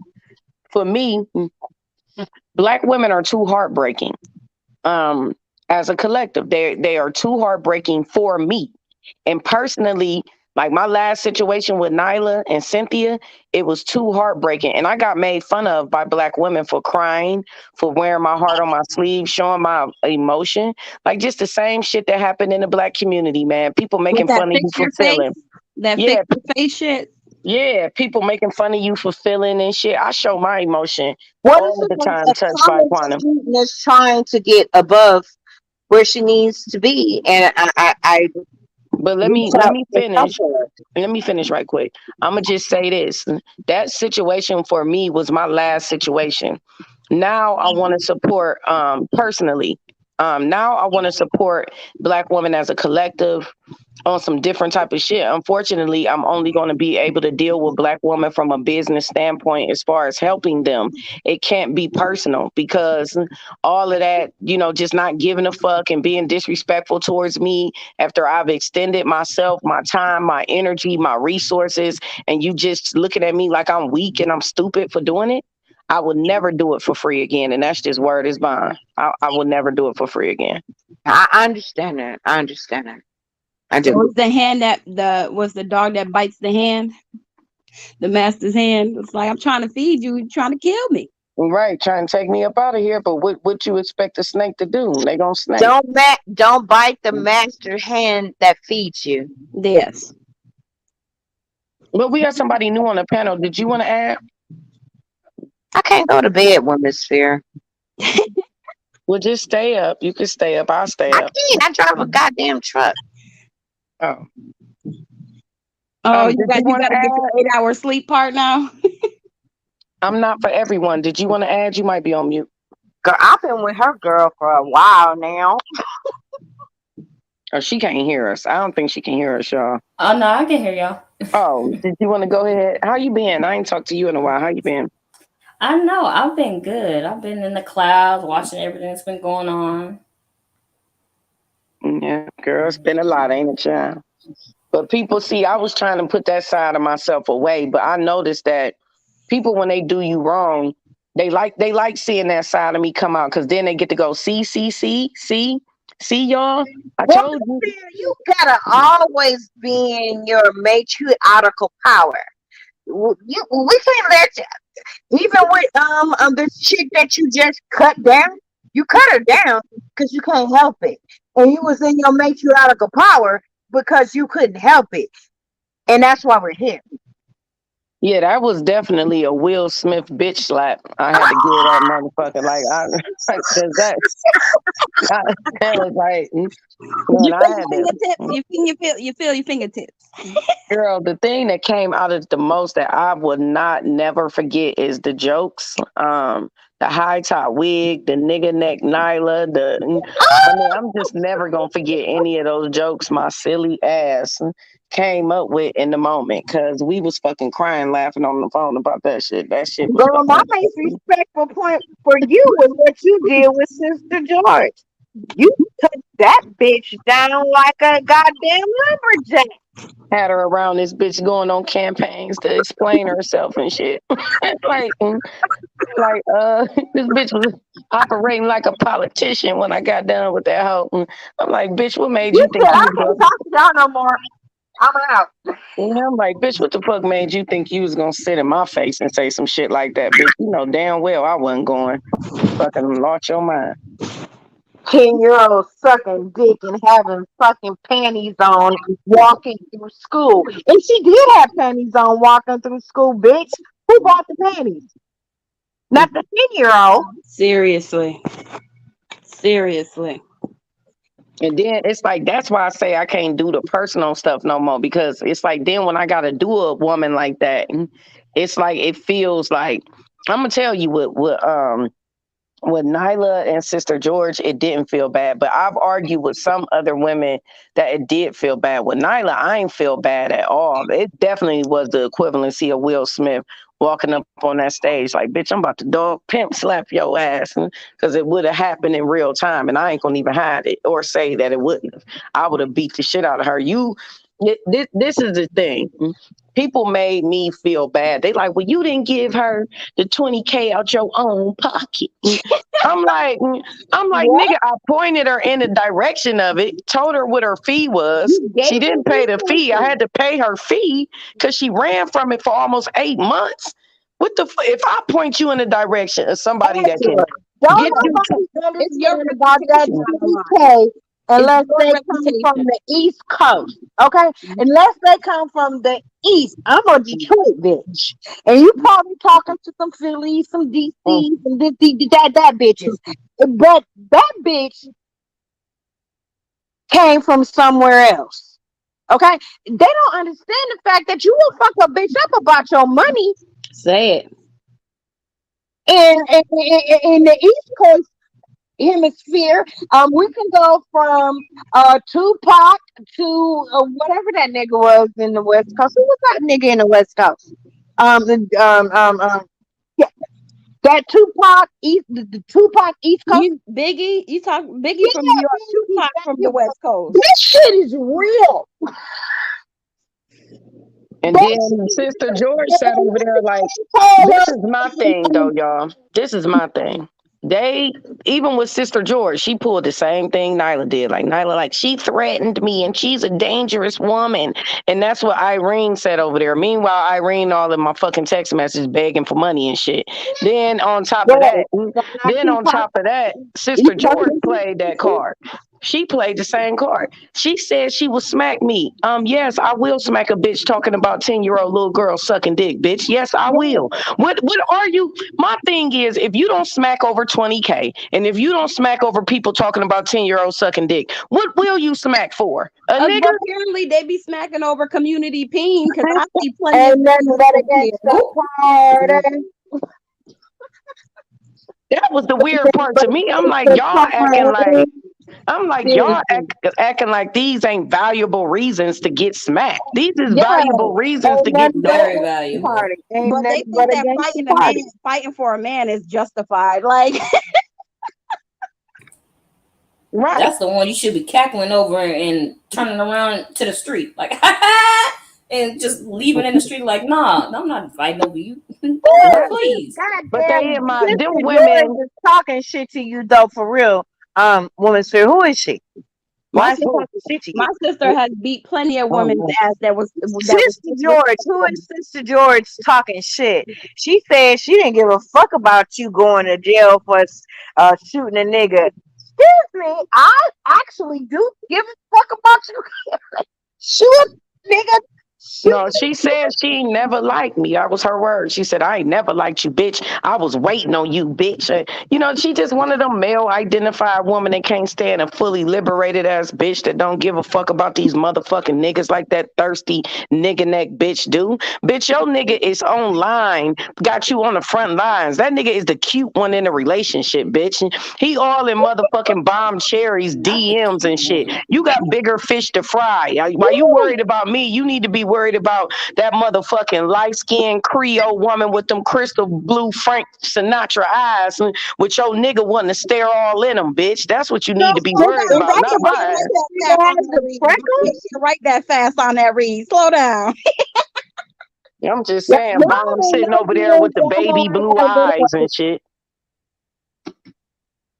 But I'm this just is saying, y'all. also a Let me good finish lesson. this good roast right quick.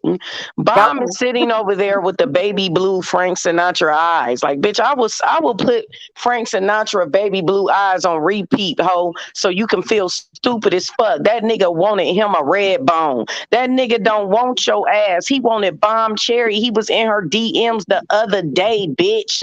And you've been married for what, a year? That shit don't even make motherfucking sense talking about you and your newlywed face. Yeah, you is. He ain't. That nigga is out the phase and moving on to the next hoe. He want to see Bomb clap them cheeks. He want to go watch her on Instagram dance. He's doing all of that, bitch. He's probably been a big fan of hers. You talking about some her and Curlin were friends. Bitch, they ain't no motherfucking friends, hoe. He's a fan. They never friends. He's her fan. Get it right, bitch. Your nigga is the fan of a woman that looks completely opposite than you. Does that mean he's even attracted to you, bitch? Mm. Nigga neck? No, he likes light skinned girls because that was the women that they liked off the plantation. When Cynthia Jar does that thing that she did, that shit is for real, for real, for real. And actually, they like light skinned women after the war, and they were called uh blue blue veins. If you can see your veins, like I can see mine. Oh, the blue veins. Blue vein. That thank you, boo boo. That blue vein shit, like you can see mine. You wasn't shit. You wasn't shit in the black community. However, we have to listen to all these bitches telling us all this stupid bullshit before we know that we are the black women of the nation with blue veins, no veins, paper bag test, do this test, do that test. Fuck a test. We gotta stand up against these goddamn niggas. They don't give a fuck about none of us. None of us. Light skinned babies get molested. Dark skinned babies get molested. We all get molested. It's not No, that because listen, Faith we is don't live too stand about her right against now. the Hold on for men. a second. Hold on for a The second. men. This is the thing. She was in Bomb's chat. This is why I'm saying this to her. She was in Bomb's chat going in because she's a colorist just like her fucking ugly ass husband is. colorist. He's a colorist. She was in Bomb's chat saying, well, she was in Bomb's chat saying, you're light skinned. You should be able to get any man you want because you're light skinned. And even when she was talking about the children, she was saying the pretty children get believed over the unattractive children Yep. for being touched. Yeah, she So, did. She said that. She said yes, that. that's what I'm saying. Like, that's She why said I'm that. saying that. That's why I'm saying what I'm saying about Bomb's skin tone because clearly both of her and her fucking husband are colorists. They're colorists. That's what I just said, Woman Sphere. That's crazy. My family kind of is like your typical black man story because my grandfather was married to a black woman with 4 kids, and my grandmother came from Puerto Rico. He married her within a week and had 8 kids with her, and we got the rainbow. And my aunt, she was a dark skinned one. She always told me that she went through a lot when she had light skinned sisters and stuff, and it was just such a segregated area because they were upper middle class, and my grandfather was like one of the first black men to buy his own home. And But your grandfather was fucking and sucking and doing all over the plantation, and he didn't tell you because your grandmother didn't tell you. they had like my mom, like when I be talking to my grandmother and stuff, my mom, like it was really set up like as long as he came home, like it wasn't an issue. Girl, When right. he That's was what you out just there, said. Did he you hear what you brought just his check said? home, so everything was good. And I Did you hear what you just said? exactly that's what I'm saying. Like I My not father like had typical. 20 children as long as he came home. Yep. Okay. That's But all. see, you gotta stop cutting people off because I was trying to hear what she was saying. Okay, I'm gonna shut up. What you say? Oh, I was just saying like how my family is when we have these conversations about family and black men going out and all this stuff. I feel like my family is like the definition of it because like my grandfather he was born in Georgia. He came to New York. He had a wife and 4 kids, and then he left her to be with my grandmother who was straight off the boat from Puerto Rico, and they had 8 kids. And like all my aunts and uncles, like they all married the opposite color. Like the men married white women and the women married black men. And well, except for my one aunt, she married a white man, but she went through a lot too though, because when she got with her white man, she had just came out the military, and she was gay for a while because she was raped by her superior officer, and you know how that goes in the It's military. a lot of that happening in A in lot. the military, I guess. Yeah, because she came back broken. She really did. She came back broken. She ain't dated men for like 5 years. But then she met my uncle. And then she had a problem with that because he came from upper middle class. So like his family was mad rude and everything till she gave birth to my cousin. And my cousin's very white passing. So she had 3 girls and they're all white passing. They cool now. They good. That's their favorite daughter-in-law. She do everything for them, everything like, but it's just the state of America. That's why I find it funny because I always thought this shit was weird, but like now I know that like it's kind of typical for American black men to do shit like that. With your Right. little pretty ass, girl, please. Fuck them You think niggas. it happens only in America? I think it happens all over the world. All It over the does. world, yes. All It over the does. world, yes. I think so because It my dad does. is a dark Oh skinned yeah, Puerto Rican. absolutely. My dad is dark skinned Puerto Rican. Like, he gets offended. I grew up with my mom and my dad telling me you're not black, you Puerto Rican. But I'm looking in the mirror, I'm like, bruh, but I'm black. Like, I'm black. Mhm. My hair, like my skin, my sister, my dad, like, but we're not black, quote unquote, because my dad's Puerto Rican. But for me, all I know is black culture. That's where I live. I grew up in Syracuse, New York, in the poorest neighborhoods, bro. Like, to me, it's the same all over the world. Like you said, woman spirit, because my dad is exactly the same. My brothers say the same things. Like, I grew up with the man of spirit. So what happens if you go to a spa and relax in luxury and put your hair under that goddamn water Oh, I got a with, fro. with Period. the fragrance of life? With the fragrance of life. Oh, I like that. I like What that. happens if you do that?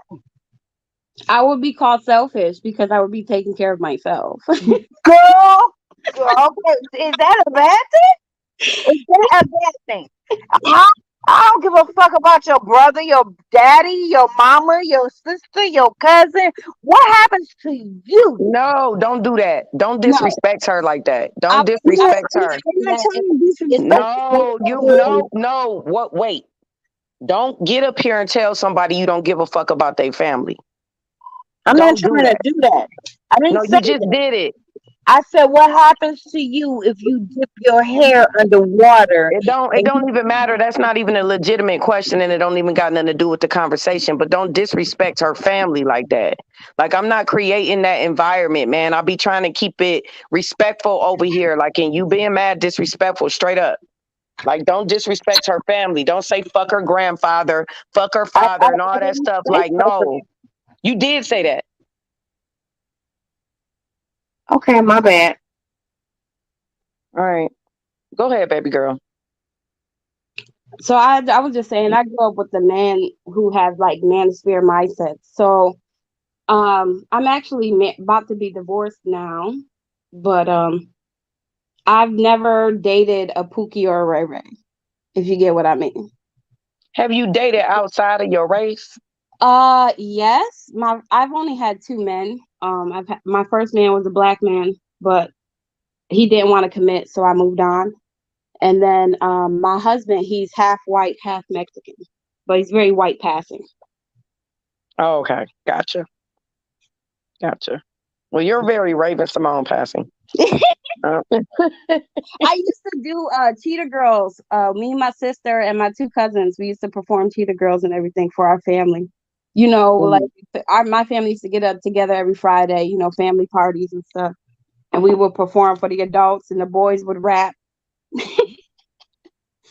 Not you will be Raven Simone in it. Y'all is funny, man. But I wanted to like the whole thing about abuse Hmm.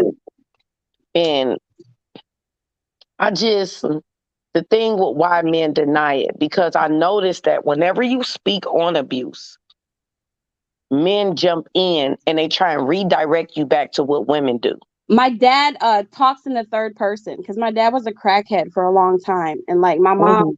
my mom would she would go look for him, clean him up, and put him back in the house. And like I believed my whole life that my dad was always home, but he was never home because you know she was covering for him.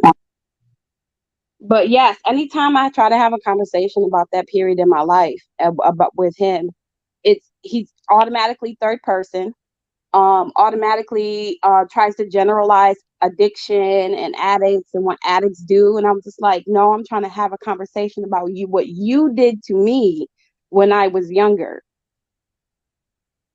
And it's like you said, the accountability. Like he immediately defects, tries to run away from it. Like we can't even have a real conversation. And my relationship with my dad right now is transactional, you know. But he tries to like gaslight, like why I don't treat him like I treat my mom, and I'm just like because y'all not the same. Like we don't have the same relationship. So are your mom and dad still together? No, my mom passed away. I'm sorry to hear that. Last it's about to be a year. So but no, my dad hopped back and forth from my mom because she was always his safe space and she always loved him. So she like always let him come back. So like my dad has left my mom 7 times, um, multiple different women. Um, That's why I wanted to say something, Women's Fair. I know why but you can't just dog the girl. Like she's younger than us. And, No, like I'm not we trying to dog this beautiful woman. I'm not trying to do that. I mean, I know, but I just don't want her to feel like and then when she came up, I think she came up and said she don't really be on panels. So I don't want her to be scared to come up oh no, again. I Like, watch you all the time on the sphere. I know how it go. Don't worry. okay. I don't want to be But too I rough or like appreciate you for standing up for me and protecting me. So I let you I do just feel what a you sense of responsibility to younger women as older, mature women. We can't be talking to y'all crazy, man. We just like So, but women that have been abused, and I'm going to cancel this lady out right here because I actually think you should have a woman panel that has been abused. That's Generation X. So you I'll just pay gonna for that cancel the shit. lady out that's I up will here? Is pay what for you that saying? shit. No, wait a minute. Did you just say you gonna cancel her out? Is what you saying? No, I don't want. She can continue to talk to you because that's what you said you need her to do. But because I don't want to, I don't want to hurt her, you know, at all. I'm gonna just say this, man. Respectfully, I think you need to take that nap you was talking about, so you can get ready for work, and me and you can revisit again about the panel you want me to do. And I don't have a problem with doing it, but I can't cancel out her abuse like you just said. I can't do No, that. but you told me to shut up, and I No, did. I didn't say. I didn't say shut up. You I told me to didn't. be quiet. Yeah, I didn't say shut up, but saying you gonna cancel her out, and she No, just not cancel her out like that. No, no, no, no. I would never cancel any woman out. no. I'm just saying, respectfully and expeditiously. Respectfully, respectfully. I think you need to take that nap you was talking about. I really do. Um, and we're going to continue our conversation. Okay, thank you. You're welcome.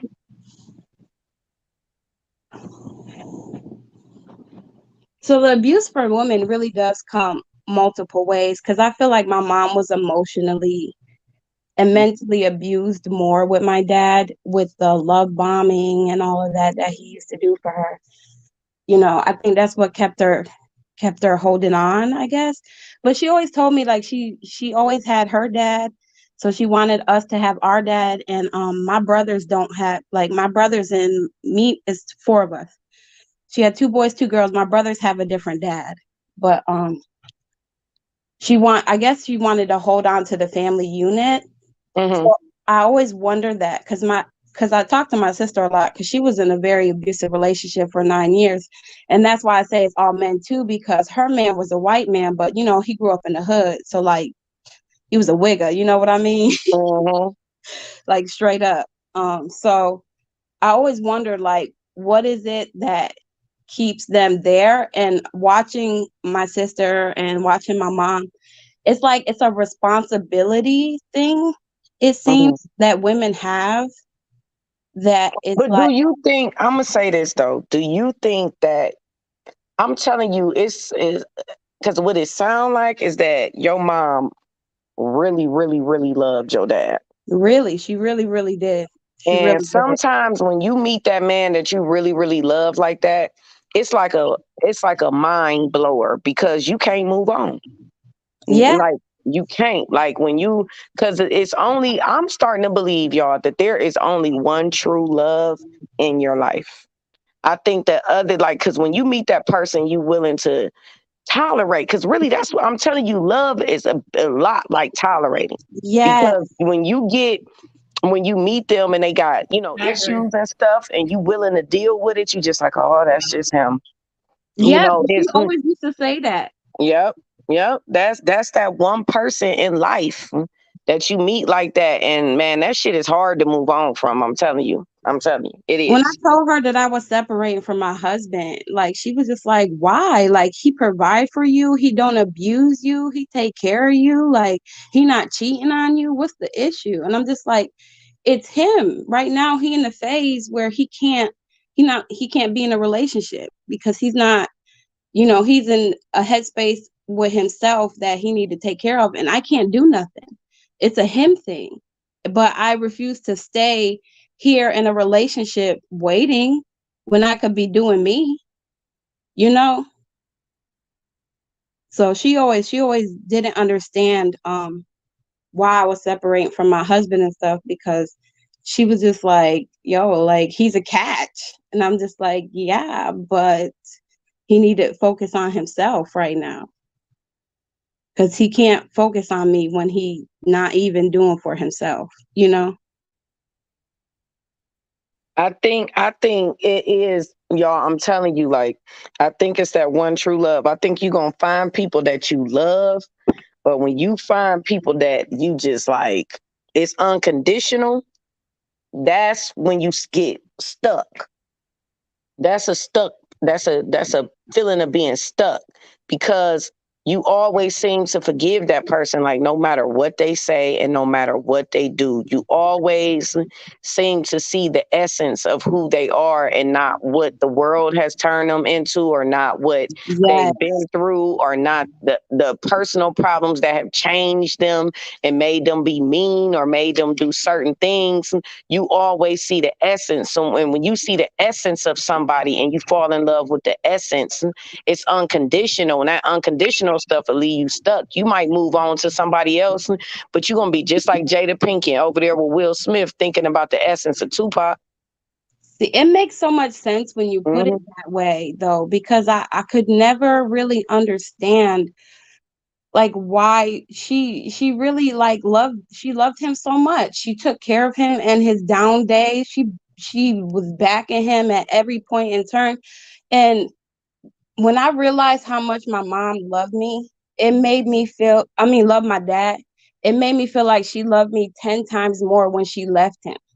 When she packed me and my sister up and left the whole situation and focused on herself and us, it proved to me that she had to go against the person that she wanted to be with for the rest of her life in order for us to thrive the But way that see, she that's the wants us to thrive. thing. That's the thing about loving somebody in that way. They are always with you. So you can separate from them, but they Yeah, are always with you. You I don't. think they weren't together for like Mhm. 15, almost 17 years. And like my mom still asked about him, still checked on him. Still like he would even come to her, talk about his relationships with his girlfriends and stuff, and she would give him booty calls here and there. That's Like what I'm saying. When you have their, but when I say they always with you, like you could be separated from them and you still feel their energy. You can feel them thinking. I'm gonna tell y'all. It's like I'm describing it because I just went through it with my ex. Like he's always with me. I always feel him. I always can tell what's up with him. I always can figure things out what's going on with him. And it's the same with me. Like I said, he came when I got out the house from COVID, but he was at my doorstep when I pulled up. Like he wasn't playing no games. You know what I'm saying? So it's like, but the essence is always there. I don't like the essence is always there. The energy is always there. It never leaves you. Like if me and him both move on to somebody else, we're not going to be happy and satisfied. It's going to be like that's why I said if I move on to somebody, it'd be for hypergamous reasons only. It won't be for love because I already know I met my match, and he knows he met me. That's you know what I'm saying. But it's like a silent, respectful relationship that don't nobody else understand and can't nobody get it. Like why these two people can't stay away from each other? Why I always got this person on my mind? Why am I always thinking about this person? Why I can't go days without talking to this person? And it ain't like that typical stuff that you can get over. You could be separate from them, but the essence is always going to be there. That person is always going to be with you. And your relationships after that are not going to be the same. They aren't. So you're going to have to be in relationships for a whole nother reason because it ain't going to be love. Once you meet unconditional love, because all the other times I was in love, it was conditional as fuck. It was you do some shit and I'm upside your head and I'm out. You know what I'm saying? So it's like, and not thinking about you either. But when you can't even move on from a person's essence, you can move on in the physical realm. Because I don't call him, I don't do nothing. But the essence of who he is will never leave me. It'll never leave me. So if I move on and get into another situation, it'll be for hypergamous reasons only. Woman Spirit, can I ask you a question? How does it have to be like both sides respectable kind of love, or is it possible for it to be one-sided? But then if it's No, it don't be. one-sided, No, when it's that essence, it's not one sided. it's That's why not your mother and okay. your father never really left each other. That's why they never really fucking left each other. He may have tried to find her essence in another woman because things was going crazy. He was fucking up, she was fucking up. Trust me and my ex have both tried. It doesn't work. My My fucking ex is dating a whole celebrity right now, man. Like straight up, I swear to God, I kid y'all not. I kid y'all not. He's dating a whole celebrity, but who he pressed about? Me. Like it's and guess who's still pressed about him? Me. I just don't bother him. I don't show physical being pressed. You get what I'm saying? Yes. I don't show the physical. Like I don't call. I don't go check up on him. I don't do none of that shit. I stay in my lane in my own little life, doing my own thing and doing what I do. But that essence, that unconditional essence, it never leaves. And I've already jotted it in my brain like this ain't going nowhere. This is something that's not going nowhere for me and it's not going nowhere for him. And so we just gonna be probably moving on from each other in different situations for different reasons, but that essence of who we are to each other ain't going nowhere. It's not going nowhere. That's I why could, your I could, mom and your pops was like that for the rest. And it sucks when it can't work in the physical, but the spiritual realm is just all up and through y'all business. That shit is fucking weird. it would make sense. It would make sense because a lot of things are like aligned in ways that were weird when I think about it now. Like as a kid, I was just like, I didn't think about it, but I've had those hard conversations with my mom and I've asked her about her life. So this is pretty much why I know so much that I know about my family. But it always was a but he's not giving you what you're giving him to me, you know. So I wonder if it becomes obsession. Like if it's not that, could it become an It's obsession? not obsession. It's just you really really truthfully care for someone. Like it extends beyond gender. It extends beyond relationships and titles. And that's what you understand about your mom and your pops. It extended behind that. It extended Mhm. behind y'all as kids. It extended behind everything. Yeah. It's a connection that it ain't an obsession because I don't, like I said, I don't Oh, bother my I'm ex. more thinking about my sister and her man. Like it's like he's obsessed with her. See, Well, the obsession is something weird. because it is Being, yeah, really that's weird. 'Cause weird. I've had he men. married a whole nother woman like to spite her because she wouldn't be with him.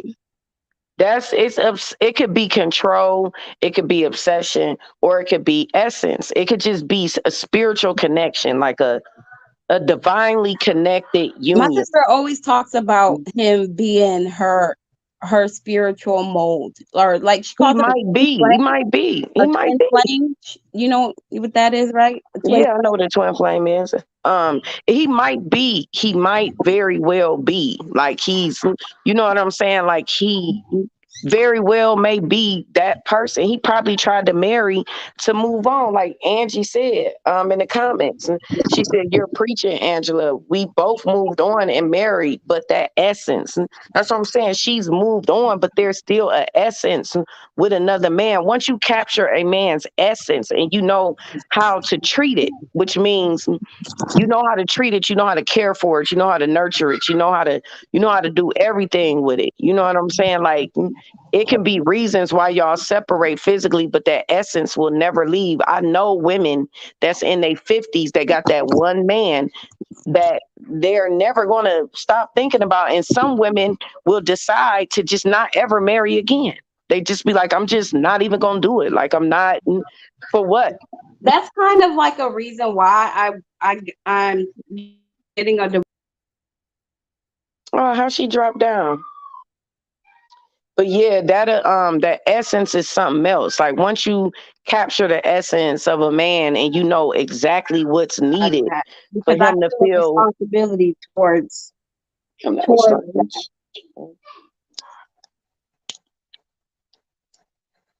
But yeah, it's really it's that essence. So what about an abusive man that has beaten you, that has No, dragged I ain't talking about all that. like no, my sister's ex, like he has beaten her, That's what I'm saying. Their situation sounds a little like you said, like obsession and abuse. And there are men that want to obtain a woman. See, When you in love with somebody unconditionally, you don't want to obtain them. You don't want to control them. You don't want to do anything that even seems remotely harmful at all.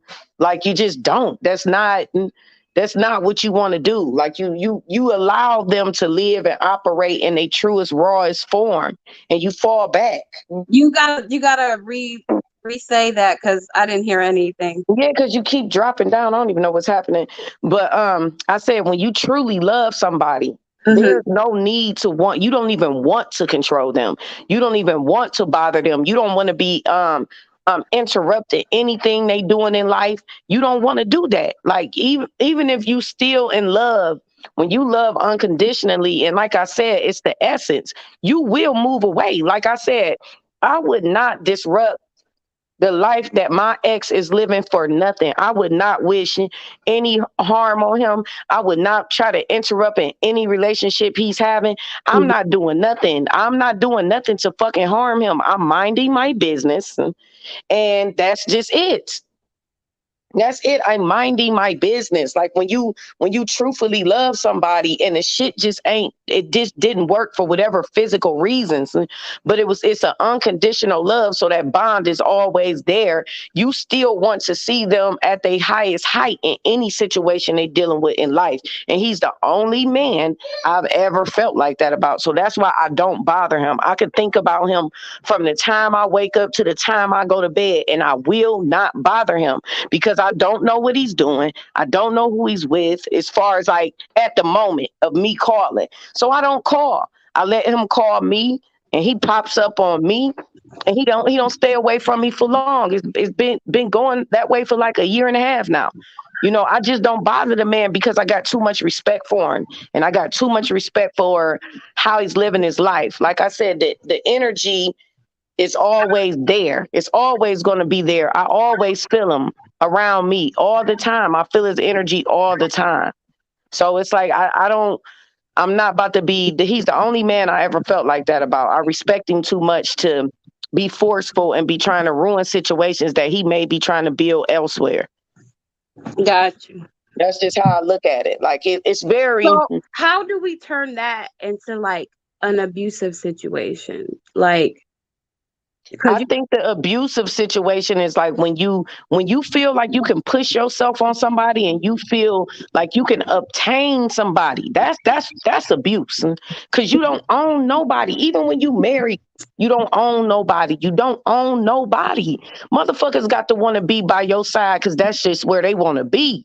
You can't be trying to convince them. You can't be trying to preach them into it. You can't be trying to sell yourself. That's why Brother George looks stupid. Cause it's like you can't be trying to sell yourself, man. Somebody that want to be by your side is gonna be by your fucking side. It's just that simple. Like they're going to be there regardless. Like you're going to feel them regardless. Like they ain't gonna be able to go too long with staying away from you. They're gonna be in your face again in a minute to see what's going on. When somebody is being obsessive over you, you can tell the difference. I'm telling you. I done had men be obsessive over me, try and control me, and try and do all that. And then I've had men that just can't go too long. Well, I've had one man, and that's my ex. He just can't go too long without feeling my feminine energy. He has to come and get it. Has to. And we both have this silent, it's like a silent, like we just literally, like he's came in sometimes and we've just sat there and stared at each other, no words, for literally like 10, 15 minutes, just staring at each other. Like you don't own a man. You can't. That's why women look stupid running around here like I'm married. I'm married. That's like it's like you bragging about ownership. You bragging about ownership, babe. Like I you really don't never own thought no that man. ownership thing. I never understood that either Yeah, it's because like you don't even want that though. You don't I even want don't. that with a I man. really don't. I've never wanted that. I've never found it cute. Like there's been conversations I've had and it's like if it's not a little toxic and he not a little obsessed and jealous over you, then it's not a good relationship. And I was like, well, damn, I don't want a good relationship then because I don't want nobody who's going to be like popping up at my job and calling my phone all crazy when he know where I'm at and what I'm doing. Like, it was just weird. Yeah, it's like I don't even have to. I mean, it done been moments I done woke up at 3, 4 in the morning, just wake up out my sleep, and the phone is ringing from him, and I answer. We ain't talked to each other in like 4 days, and he just like, "I love you, Angela." I'm like, "I love you too," and that's just it. That's just it. That it ain't even nothing I else. ain't It never just seen that. I have never seen that. Like, the yeah. type of relationships that I grew up around were very power based, and like the men weren't really providing, the women were, but the men had all the power of the relationship. So I could never understand that. And I guess that's why, like, having conversation with my partner and understanding where they're at mentally and emotionally is so important to me. Communication is so key because I've seen, like, my mom and dad communicate, but also I've seen them just like pretend that they're not mad at each other and pretend like they're not going through stuff and just try to push through it. And that's why I'm like over conversational. Like, I have to break it down to where are we at this point? You feel me? That's why you don't. That's what I'm saying. Like I could a regular situation. Somebody call you in the middle of the night just to say I love you, and you say it back. And, I could be a bitch, and a bitch that's powerful and trying to control a man is going to say something like, "Well, where you been? Or where you?" I don't ask questions, man. Just know I know you've been up tonight thinking about me, and guess what? I've been up tonight thinking about you too. I love you too. I love you too, babe. It's like little confirmations that you guys Yeah. have. Oh, And that's so cute. I don't need you to show up now. I don't need you to, you know what I'm saying? I don't need you to do none of that. Like it's just I don't wish to control a man. I just don't. I'm too old for that. I don't want no man I gotta control. I went through my youth with that, and I realized those were some of the most toxic relationships, and trying to keep up with where somebody at all the time, what they Yeah, doing and what I they can't. should be doing. I can't do that shit. That's such a headache. I didn't even date until I was like 20 because like the high school dating scene was just so pathetic to me. I was just like, you love this man one week and then you break up with him and you next week with the next dude, and this dude got 5 girlfriends. Like, I had 2 older brothers who are very handsome. I've seen girls coming through the front door leaving out the back. So like for me it was a big block mentally, also because I was molested by my cousins, but it was a block mentally for me to be intimate with a person. Like, I felt like if I didn't care about you, then I wouldn't be with you. And I guess that's why I look at my sister and was like, you care too much for this man. Like, you don't need to be with him. Stop caring for him. Because he was just abusing her, and I just wanted her out that situation. But like you said, like it was just a fire or something. She says it's a twin flame, and she says that like spiritually they were connected, and the good days were very good, but the bad days were just so toxic. It was scary. Yeah, that sounds like a cycle of abuse. That doesn't sound like it just it's and So those what my two mom and dad have is more of a spiritual thing, and what my sister went through is an abusive thing. yeah, your mom and dad was best friends. Yeah, And they were. They were. mhm, yeah, with a twin with a hint of a booty call here and there. Yes, Family. bro. I used to be like, she used to come home crying when he got a new girlfriend. I'm like, listen, you better not go for another booty call. You gonna be coming over here crying and stuff. But did you want to add to the conversation? You new on the panel. Oh, yes. Hi. Hi. Thank you for letting me join. And peace to the panel, peace to the chat, peace to you, Homosphere. I appreciate this topic and this space about abuse. I'm young. I'm in my early 40s, and I have 5 children under the age of 7, and which is like really rare for millennials, but that's just the Definitely. path that I took, and I I love ain't got it. no kids. But about when you were talking about abuse and why men are just so skittish, or they gaslight, or they just sweep under the rug, or they deflect and be, oh, what about us? Like, I've been really, really studying because I've been doing my own generational healing, because I literally repeated the same cycle on both sides. My father's side and their woman and like my mother's side of the woman, and like I literally married the same energy of like my grandfathers and even my father, and I didn't really realize it because it lies in your subconscious.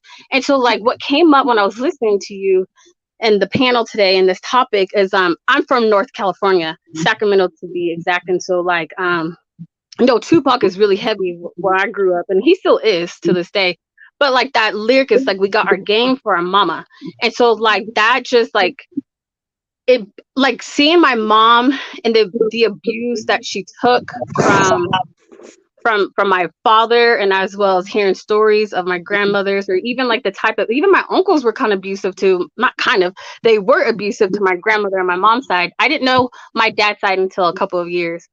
But even hearing stories of like my dad cheated on my mom because he had issues with my grandma, but then lo and behold, hearing stories about my grandma being cheated on my grandfather, which actually led to his death because we're Haitian. So that's you talk about spiritual debt. Like I have stories on that. I was like, oh snap, that's some crazy crap. But that's another topic. But anyways, so like it's like, wow, I literally repeated that, like I have education, like I have college education, like I'm studying to, to get my PhD, and just like, I travel the world, but yet I still was able to attract the same type of energy. And it's like, it's so generational, and like water holds memory. So my thinking, it's not my thinking, but I've been studying, it's like we are formed in water. So, we always talk about generational like curses in the Bible, or in science and spirituality, you talk about the cycles, the generational trauma, even like with PLC across the board, the indigenous people, Asian culture, even Latinos and Hispanics, like we all have this intergenerational trauma. And I really believe it's the water. It's like whatever, like I don't know, it's like that movie Practical Magic. Like I hate to bring movies in it, but it's like that's how spirit really like spoke to me. It was like, here's this woman, and she was so sad, and she was so heartbroken. So like that grief accidentally turned into a curse in which the woman. And so I see that with us, like Black women, in these cycles. And when it comes to abuse, it's like, because I really believe, because some women, I know the woman in our family, it's hush hush, you don't talk about it. And so it's like, and so we're teaching our sons, like, not like, no, this is wrong, this is not how you teach. Or like how you were saying, just like how we get these false narratives, these myths, like, oh, if he hits you, he picks on you, he likes you. No, that has to stop. That's not love. That's abuse. Like, let's just call it what it is. Or it's just misdirected energy. If you like somebody, it should be like soft and sweet, right? Because they also have feminine energy in them as well. It's an energy, right? And so it's just like, no, like we have to be able to speak up. I'm sorry with that sentence. So like I'm seeing that a lot of, with my family and the people and the women that I talk to, it's like it's a learned behavior, and it's also subconsciously learned behavior. It's like it probably goes to our foremothers, like way back. It's like we were learned not to speak up. And it's like, no, it's time to speak up, because once they see us speaking up, and them meaning like men, because I see it with my own sons, it's like they're able, like there's like I live in the South now, and there's instances where I had to speak up against some racism to boys that were my children, but it was like nobody else was doing it. And this was in a church too. It's like, this woman is blatantly being a Karen. And so, it's like that you don't talk to these boys like this. And so the fact that my boys are able to see it, they're able to speak up. There's this instances where some boys were picking on some girls at the Learning Community Center. And, my boys would be like, hey, that's not what you do. That's not how you treat a woman, because I'm teaching them, because at the end of the day, I'm their first teacher. And unfortunately, my mom and my grandmothers on both sides, and great grandmothers, they were able to have a voice. But I appreciate them for all the sacrifices they do. So now I really believe it's like we have to hold them accountable by how we treat each other. So like what you are doing, Woman Spirit, like you are telling women that is abuse. Like, you don't have to sit in that space if you're being abused. You could just walk away, or you could be like, I'm not taking this, And so it's just like, I really believe once we start to hold our grounds and and to treat each other like we don't have to be best friends, chop it up all the time. But I see you, sister, and that man is being hella, or even that woman's being hella disrespectful. Like, no, like cut it out. It ends here. And so it's like that community thing. But those are just my little observations. I'm trying to back it up with science, but I know in science it says like water holds memory, and so like we have that trauma memory, and they're learning like it's learned behavior. They're learning, oh, we keep it hush hush because we learned that like through our programming, and it's like, no, I'm not going to be hush hush. And if you don't like it, then I'm just going to move myself from this space, and I'm going to create space like what you're doing and other people are doing, where we are not going to take the abuse anymore. And even like with the whole gaslighting, like verbal and emotional abuse, like here in Texas, excuse me, we're one of the few states that actually consider emotional abuse as domestic violence. And you can easily prove that, like in family court or law, you can easily prove that through texting and stuff. So I'm happy that Texas has that law, and I hope that it like has that ripple effect as well, because it's like, no, like we're not going to be silent anymore. I hope so too. And this Johnny Depp and Amber Heard case is also like we were gonna have to have like a relational court at this point, because of how bad these relationships can really be, and how abusive they get. Hi, how y'all doing, ladies? Hi. I heard you guys talking about the cycles of abuse and also younger women. Where I work with majority of ladies that are younger than me, and some of the things that they talk about, as far as, or they share as far as their relationships that they're in, it is definitely abusive. And it's like I wish I could put my brain into their brain so that they could see what it is that I see and what I know, so that they could save themselves. They're young, like early 20s. I'm their supervisor. And some of them have children, some don't. And some of the stories that they tell me about just simple things like the men not working, the children's father being verbally abusive and controlling, isolating them from families, or feeling like they can't even have friends. The goofy stuff, oh, well, she's going to try to introduce you to some guys. And, he doesn't say it that way, but, I'm just trying to be politically correct with how I'm saying it. But I don't know, maybe you guys could kind of help me or give me some words of advice to give them when it comes to these kinds of things, because there's a few of them that I am honestly worried about that could possibly meet their maker at the hands of a couple of these guys because of some of the things that they're talking to me about But see, that's that's going what on I'm in their home. sorry, TT. I had stepped out too for a while. How you doing? Hey, boo, what's up? Good. I wanted to say this. The reason why I've been focusing so much on abuse is because y'all saw the situation I went through with Taz and Nyla. Um, Mhm. then to turn around, I was further abused by Black women, and I was trying to explain to Black women like Taz is worse than Kevin Samuels on any given day.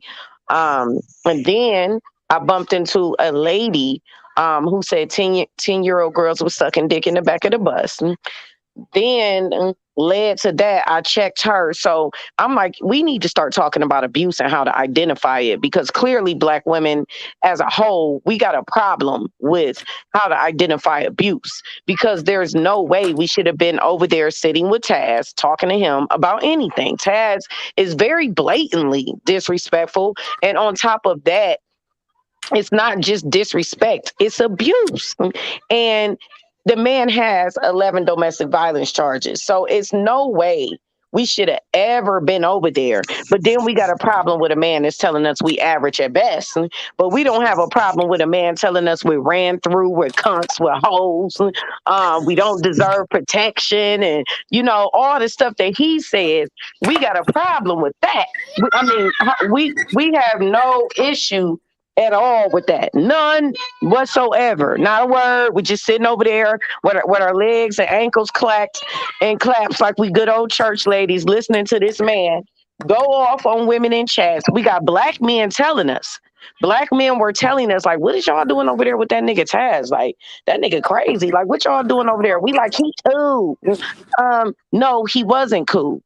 We was Mm-hmm. cool with his girlfriend. We were Mm-hmm. cool with Cynthia.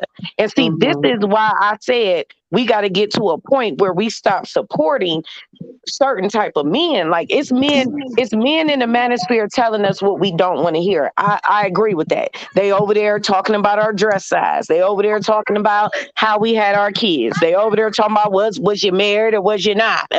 You're not going, they doing all of that. But I could, man, they ain't never talked to me the way that Taz and Rue Demp have talked to me.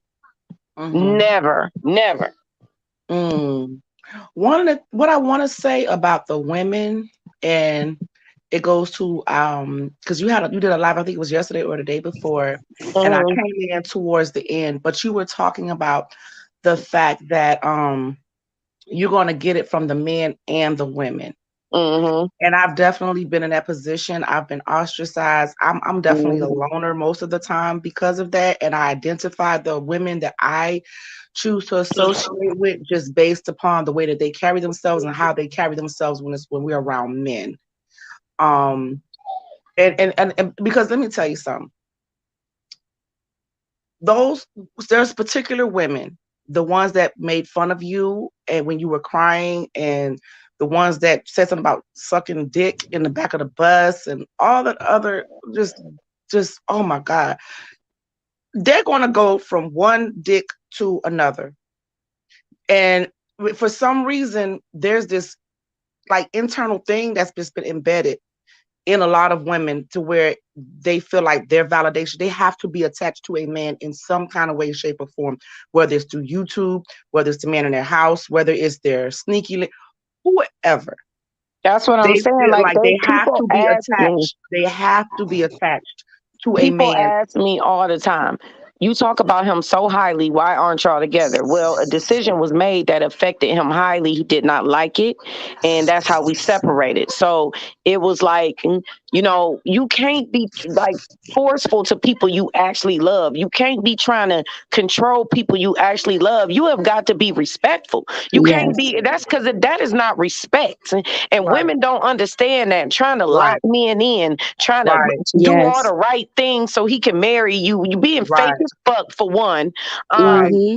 right. Trying to force this man into a position, and then when you get him in the house, bitch, you don't even want the nigga no more. You know what I'm saying? So it's like It's you done did you're speaking the truth. You're speaking the right. truth You done because did all this work just so yeah, you you're can be right. validated. And then you got to understand, she did the work for validation just so she can rub it in other women's faces. It don't have nothing to do with the nigga. No, I actually love the fuck out of this goddamn man. I'm not bothering him. I'm not about to be all up his ass, all in his way, all of that. If he wants to be here, he will end up back here. And it is just Right. that goddamn simple. Say it. Right. But Say it. the fact of the matter is when women like you and me, when we speak like that, we are a glitch in the matrix. Mm. And I've come to realize that that's just who the fuck I am. I'm cool with it and fuck whoever don't like it. When I talk to my dad and my dad say, baby, you are who you are, you my daughter. And and whatever, this is another thing. I know my dad definitely, and my ex-husband tells our daughters, do what you got to do for you so you don't have to depend on no man. And I know this is because they know how they are. They know how abusive and oppressive they can be if you're in a position of need or if you're that vulnerable. And so, I just think that women don't ramp it up. Like that's what mammies do. Mammies really, and this is what men don't understand. And I keep saying I'm gonna do a series on mammies just for men so they can understand the reason why they have so many issues with marriage. It is not all black women. It is mammies, mules, and battle axes tricking y'all into marriage, being something that they not, lying to y'all, mhm. getting y'all in the house, and then don't want to suck your dick, don't want to make you a sandwich, don't want to do nothing. Like don't I you know, already. I'm Bro, telling you, I already what? know who they Oh my is. God! You know what just came to my mind? The color purple. Remember when Yeah. the Oprah Winfrey was pregnant and she was like, "Harpo, like we gonna get married." And then after they got married, he went in bed and was like, "She won't listen to me. She won't cook. She won't do this. She won't do that." And then, Cause she ain't never liked the nigga to begin with. Yeah, That's what I'm yeah. talking about. These women out here want to be pressed to be married to a nigga they don't even fucking like. It's like, why? So you can be in other women's faces like, I was married, nah. I was married, yes, nanny, nanny, boo, boo. He chose me, he didn't chose you. It's like, girl, nobody cares. We didn't want him anyway. Seriously. Like, and it's that's like, and that's where they have to being validated by being attached to someone's grown son. And what I will also add to that, Angela, is the fact that when they come across women like yourself and my and me, and we speak the way that we speak, we carry ourselves the way that we carry ourselves in a way that does not require that validation, we become public enemy number fucking one, because one of the things they know is that men like to conquer. And the men see that, especially men of value, real men of value. And they're like, wait a minute, she's not doing what these other women are doing. I want to see what she is about. I want to see what else is going on with her. And that sparks the insecurity in those women that, like you said, are and muling, manning, and all that other stuff. I'm telling you right now, that's why certain men I stay away from, because I know they be just wanting to slay me just so they can be like, that bitch ain't all that. I had that bitch face down and ass up. So Mm, I got to Exactly. certain men. mm. I'm Gripping the telling you, sheets. I already You feel know. Go That's ahead, how it Issa. was Go for me ahead. in high school, bro. You can Like go I was ahead the because you've been up challenge here for a because while. everybody knew that I was a virgin, and it was just like bad dudes would come up to me and try to talk to me. I'm like, bro, it ain't happening, bro. Like, move on. Go ahead, Issa. Did you want to add? Nah, I was saying just to add on. A lot of times, what will happen is we'll see women as something either to conquer or something to nurture, like provide, protect for, or like you said, yeah, slay, and be like, all right, yeah, her, yeah, face down, ass up. But it's got to be a point where you know she has to invite you to do that. You know what I mean? It can't. It's not like we out here taking it. It's a lot of times where you'll have the same for women, like what's called chameleons. Then on the other side, guys can also play that role, like, oh, say what you want to hear in order to get you, in that position that they want you in. And you got to kind of weed people out. And at what point, I was going to ask, at what point is it abuse or toxic? You know what I mean? Because at some point, the same things you like are the same things that make you cry. You know what I mean? Mm. Like at first it was funny, your kid was cussing, but then once it's like, wait a minute, you know what I mean? They older now and they cussing you out. It's like, wait a minute, that's not cute no more. That's not funny no more. And now it's abuse. Now I gotta tell you to stop. So do you find like if you nip it in the bud, or if you cut off any type of whatever you deem as abusive, or the red flags ahead of time, that would make a difference? Or do you feel like it's something that you don't see because you have like those rose glasses on, or you know what I mean, the heart eye goggles on, where you don't see it? They see it. I think for me, it's just like I don't believe in and this was a new process for me because I've never actually loved somebody unconditionally before, to where I can actually see who he is as a person. So even when he acting out or doing something, I'm like, nigga, you don't even mean that for real. Like, I can just tell. Like, and he know the same thing with me. So we moved through all different levels. It was just like the acting out stopped, and now we're just really good friends. It's what I'm saying? It's a lot of other key components involved as well. But it's like, just being a friend to somebody, like whether it includes you or not, it's like you ain't got to always be at the forefront of somebody you love's life. If you love them, just love them. Just love them. Like you ain't gotta be involved. I don't have to be involved to feel satisfied. That's right. I don't have to I'm very comfortable with myself. That's Yes. it. So it's like I don't need to be chasing this man down is what I'm saying. Like I'm very aware that the feelings are still there. but I don't do anything with them like physically because there's no offer on the table. There's no romantic relationship. It's just that the feelings are still there on both ends. That's what it Mhm. is.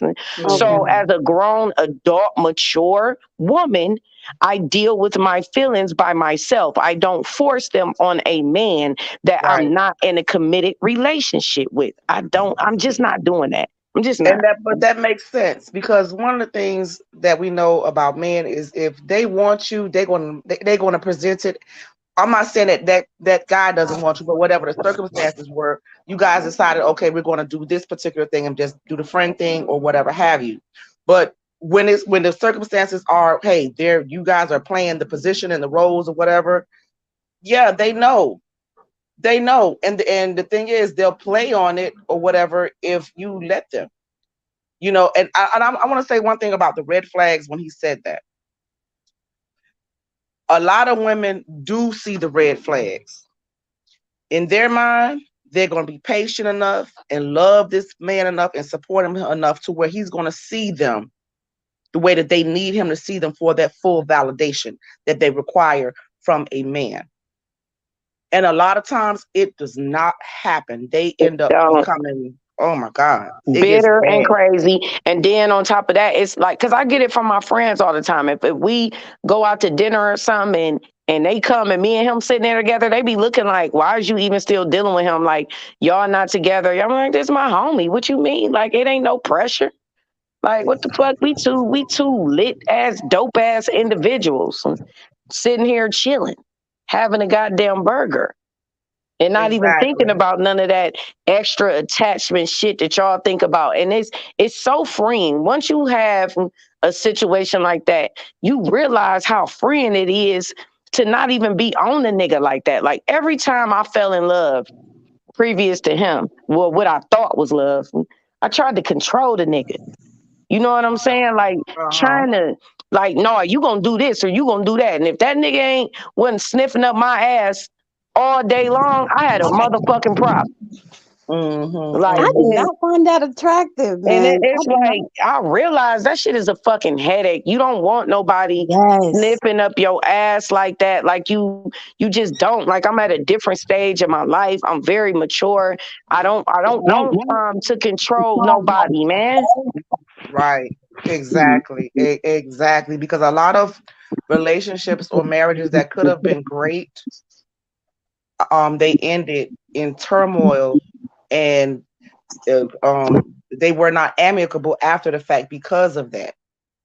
So I agree with you. I agree with you because I was young and did some goofy shit when I was in my 20s and stuff. So I Yeah, understand. you just want to control the dude. Like as soon as you get feelings, you just want to be in the nigga skin and shit. You know what I'm saying? It's just like, damn. You know what I mean? Like it ain't that deep, boo. Like, man, I'm telling you, like, if that man, he gonna circle the block for you if he wants you. Trust and believe me. If that man wants you, baby, you ain't gonna be able to beat him off you with a stick. He Exactly. not even men don't even take no for a fucking answer. Are you kidding No, me? they don't. They don't even when they fall in love, it ain't no. That nigga will be outside your door. Like what the fuck? Like, no, open up. Like just let me holler at you. You know, just like they not taking no when they want you. They gonna pop up, they gonna call. Like even if they go, like I said, he can't even go 2-3 days without me hearing that goddamn Audi purring in my damn driveway. See? Yeah. You see? You So I see? don't rush him. I don't bother him. I don't do nothing because if it leads back to where we were before, it will. If it don't, it don't. But you know what I want to say to that? That's something that just came to my mind. If it does lead back to where it was before, right now you guys are taking the time to really get to know each other as friends, like friends, like you're on a whole nother level. And that's something that I tell my children is that's the kind of relationship that you want to be in, and that's why you take your time to get to know a person. Yeah, it's like people don't. People don't, it's like I said, this is my first time ever being this mature in a goddamn situation. So trust me, I ain't trying to preach at you because usually I was out in the street like Sharkeisha on a nigga. If he wasn't doing what I wanted him to do and I'm in love, you got me fucked up. So this is my first Yep. time being mature, and that's why I recognize the difference in my growth and my own personal growth. And I recognize the difference in really loving somebody for real, like really loving somebody, really respecting the man, really caring about the process, and realizing it ain't no rush. Well, our love ain't going nowhere. I ain't intimidated by no other woman. You know what I'm saying? I don't care. Like, what you got going on is what you got going on. Ain't my business. Yeah. If I want to see you, I'ma see you. If I Yeah. don't, I don't. And most of And the that's time, I love. always want to see him. It And really is love. That you right, brother. That is love. 'Cause let me ask you a question, Angela. Are you enjoying this process of the way that oh, as we far as so much y'all? closer, man. We Yes, sat. I'm telling yes. you, we sat the other night on the bed, fucking taking edibles. I had him drinking wine because he don't drink, and we sitting up there fucking laughing, crying all night long over this little series we was watching on fucking Netflix. And man, it's just like the vibe is so different with us now. Sometimes we might fuck, we might not. Man, I done woke up and he got keys to my house. He owns the house that I'm in. So when he come in, he sometimes he be on the couch. I wake up, he on the couch. I don't bother that man. And you know I'll what? walk right past him and go make breakfast for us and go back upstairs. The vibe is so different. The vibe is so relaxed. It's so no pressure. It's just pure D enjoyment. Just All right. enjoyment. So where can I find that? It's just Like, enjoyment. That's the homie, man. I'd do anything for that dude. And I know he'd do anything for me. So I'm not worried about anything. I ain't worried about nobody. You know what I'm saying? Like I ain't worried about no new booty. You know what I'm saying? Like I ain't worried about none of that shit. She don't share with me and that man share. Not at all. Exactly. Exactly. And you know what? Those types of interactions or relationships that I've had with men in my life, and those were the best ones, the most memorable, the most fun I ever had, the most deep and heartfelt that I've ever had, ever. When you remove society standards on what you should look like and what you should be and what you should present and what you should accept and what you shouldn't accept and all of that. And it's just like, no, we that part. accepting we accepting what we accept. And trust me, we talk about, I know who every single last one of you bitches is he fucking with. Who you think he That talk brings to it back to about? what you were Me. saying. He talk to me. What you were saying earlier, about a woman, like a mammy trying to get a man. For Mhm. me, when I was younger, it was more like I was listening to my family. Like you said, I was listening to society and society standards. And I felt like I was pretending to be somebody that I wasn't when I was around him.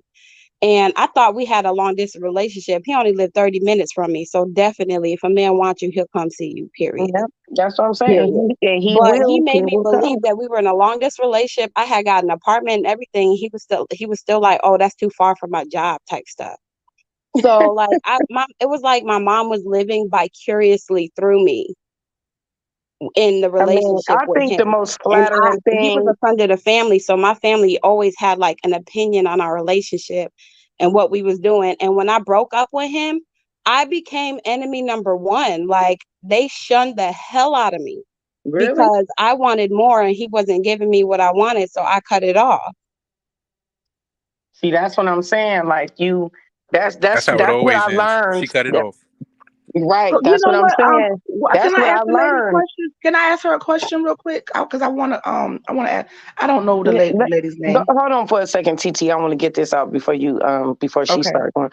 That's what I'm saying. Like that's what I'm learning. The older I get, is that forceful shit do not fucking work. Like you got a good situation going with somebody and you gonna cut it off because they ain't doing what you want them to do when you want them to do it. That's controlling. That It is is. controlling, man. Like women are controlling. Exactly. And I know because I've been controlling y'all. This is an older woman talking to y'all. I was controlling my whole life with men. Like I said, I was Sharkeisha and dudes. Like I'm telling you, man, talk to one of my baby daddies. They'll be like, damn, that bitch is crazy.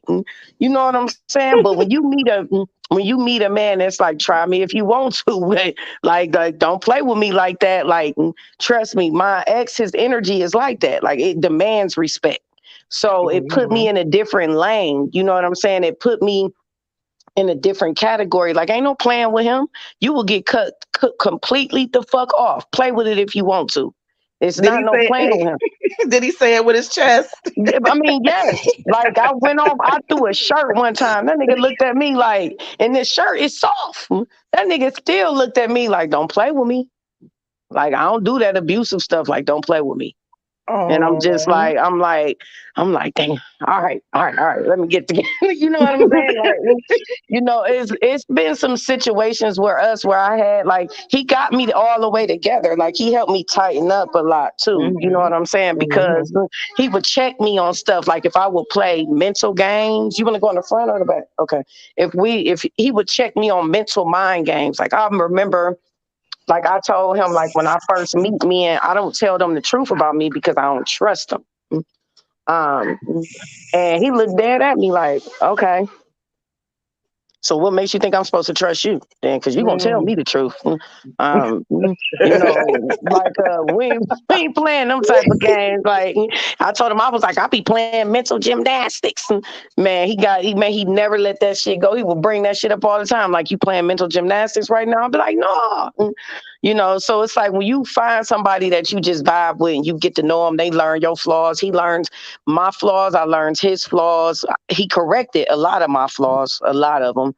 Which is why, if y'all notice, my attitude changed a lot. If y'all been watching me a while, that's due to him, because he real like upfront with it. Like he don't even play. Like if you doing something that just seem anywhere near manipulating, it's like, what are you doing right now? Why are you even playing like that? So it caused me to go into a different type of way about myself. You know what? And I want to say this because that what you just said kind of goes with what I was going to ask the lady. I don't know your name, ma'am, and you were talking about your family got upset because you cut the guy off. Yeah. But the question that I have, because I cannot sit here and say I have not did any of those things that y'all are sitting here talking about. But let me ask y'all a question. Are those times where you need to be vulnerable, but you don't want to be, or you may be going through something internally or something that you No, can't it's process? scary. It's scary. Yeah, and you It's can't you scary be and it's worried to talk about it. embarrassing. No, Yeah, and it's you don't want to scary talk and it's about it or tell the embarrassing. person Yeah. how you feeling Really because you're feel worried. what you really doing. Like if you get caught on some manipulating stuff right there in the moment, you just be looking like, like, and they sitting there staring at you like, no, you ain't getting out of this. Like you like I just caught you, and you like, dang. But yeah, I Girl, did girl, I be not like, no, fuck that. It's still your fault. it. But But he you know, was the but you are It's one. that Amber absolutely Heard. right. You are I always absolutely wondered, right. You like, are how absolutely do you right. have that mindset to manipulate a person? I don't Because know I what think the It's a women now, thought it's a of I'm the defense. telling It's a you, manipulator defense. has. Men do it too. it's a People do it. It's a defense mechanism. defense. Yes, when you first meet somebody, you be just on some, you don't know if you can trust them. So you be, you know what I'm saying? You come in the gate just kind of playing games for real because you don't know. And then I don't this do man that. look like, nah, see, this I'm the man look kind of like a person I give whole, everybody the full trust, and then I'll let you choke yourself no, up. not with a man, I don't. With women, I do, which is where I make the mistake. Oh, see, I do Well, for everybody. That explains a lot of nah. situations I done got in. Yeah, like I don't do that with men. I be sizing up the situation, and this nigga look like a whole R&B singer singing in the rain and shit. So I'm like, I know he got hoes. I know So I'm trying to finesse the situation, and he looking at me like, man, you're enough. I'm not. You ain't got to finesse shit. I don't be out here fucking with these women like that. And he didn't. He wasn't. He ain't even like that. So I was dead ass wrong. I thought because he was so fine, he was just out here, and he wasn't. I feel you. I feel you. I definitely feel you. But yeah. But it's something that we learn as we go along, and some of those behaviors we learn because we saw from what we saw other people do. You know what I'm saying? And we just did it. And then sometimes, as a woman, our emotions get the best of us, and we just like, you know what, F that. I'm getting ready to show my ass, and yeah, it may not be the best decision to make. But why don't women ever like being held accountable though? Like, I why don't get it do either. Because my cousin had just told me a situation that his fiance just did. Like, they're back together now, but when they first broke up, like, she asked him for a threesome, told him who she wanted to do it, set up the situation, pulled him in the room and everything to get everything started. And then when they were starting it, she pushed him off. The girl said, "I knew you was gonna cheat on me. I knew you wanted to have sex with women." I was just like, "What? You made that whole situation, bruh." Like, Oh my. Because she probably was hitting that shit too extreme. She probably was looking like, damn, he don't be doing me like that. But yeah, But that's as probably far as what it the was. they didn't accountability, even get started. They were just like, kissing and stuff, getting started. And she just like totally flipped a whole nother page. He said I broke up with her that day. I was like, I would too, because that's just, what do you do in that situation? You caused the situation. You wanted this to happen for us as a couple. And then you sat there and tried to blame me like I was cheating on you. Like, I don't get it. well, if she had that in her mind when she said, "I know you wanted to do this, I know you wanted to do that," well, that was her way of sabotaging things by going along with it and letting it be set up like that. Because in the back of her mind, she was feeling like he was already doing something or wanted to do But something. he wasn't though. That's the Oh no, crazy thing. but the point is, because she was thinking that and had that in her mind, she sabotaged it. People do that, not just women. People will do that. Okay. You Yeah, that's know, that's abuse. I could never it I was is. sitting there like, what? And you back together with her? Like, And as far as the accountability thing, Mormon Sphere, when it comes to us women, I think that, especially with Black women, we have so much stacked against us and so many things out there like that to make us like look like, as far as negative stereotypes, where we don't want to seem imperfect. So we don't want to seem wrong about anything. Then that goes to accountability. oh, You know what that's for me. I know that's for me. I don't I I'm don't know about Yeah, I don't accountable. know. It's something I'm I think accountable. it's So I funny don't how we understand why really people will don't take fight tooth and accountability. nail. So what I, you just said explains why people don't take accountability. but I think it's hilarious how we really will fight tooth and nail just to be right, knowing we goddamn wronged in a motherfucker. Like, because it's we Yo, hilarious. because we be shamed. We be shamed, and then you think the person gonna hold it over your I head. don't feel You shame. I know, don't feel shame. I feel that was a learning curve or a learning lesson. baby, some of us ain't like that.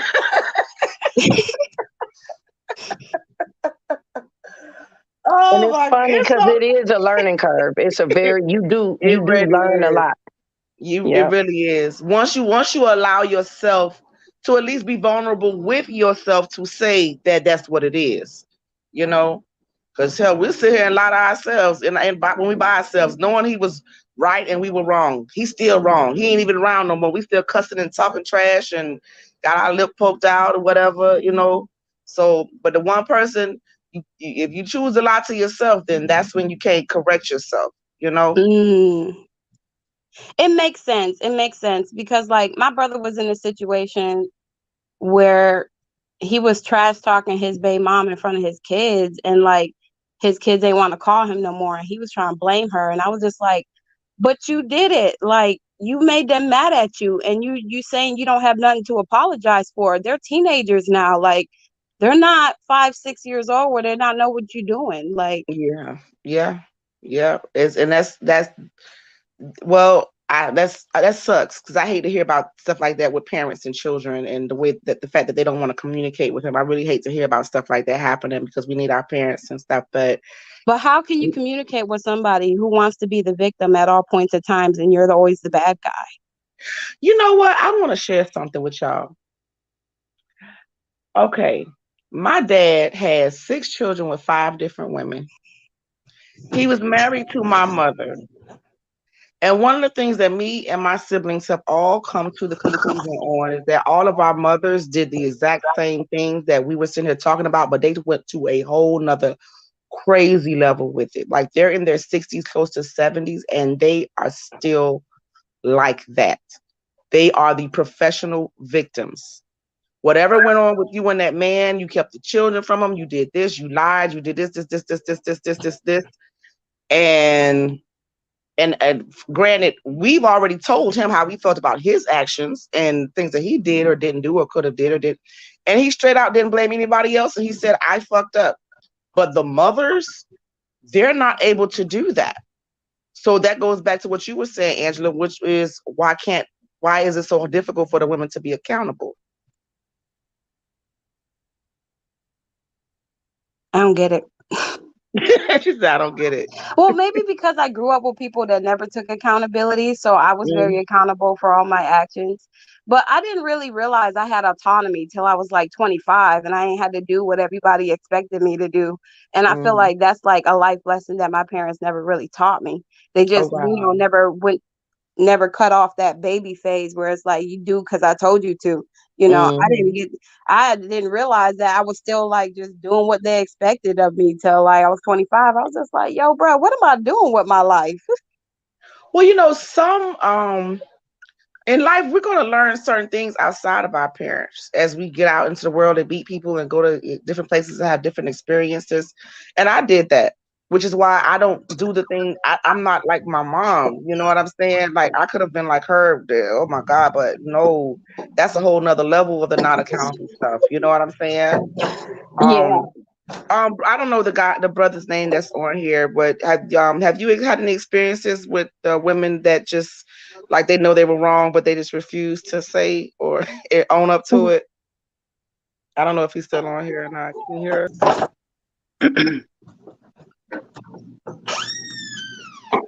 Oh, I don't think he's there.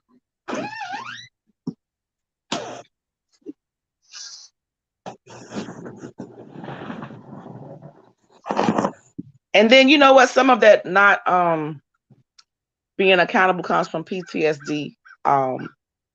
Because I've seen where people were punched down and beat down for their mistakes, and so that's where that wanting to be perfect thing, I can't have any imperfections, comes from. Is it I can or I'm not allowed? Not, there you go, not allowed. There you go, there you go. But you know what? And then, but that's the thing. They don't know that it's the not allowed. They in their mind is in their mind it's I can't. Not knowing it's the not allowed. So how they process is I can't versus the not allowed. And you're right about that. It is the not allowed. I was having a conversation with my cousin, right? And he was talking about OnlyFans and stuff. Mm-hmm. And I was saying, well, prostitution has been here like forever. Like men created the demand and supplied it. Like women were seen as property. And he was just trying to come to the point like, oh, men and women both like, you know, produce the sex industry. And I was just like, but men made it. It's in demand. So the fact that a woman could sell her body for profit is because there is a demand for the supply.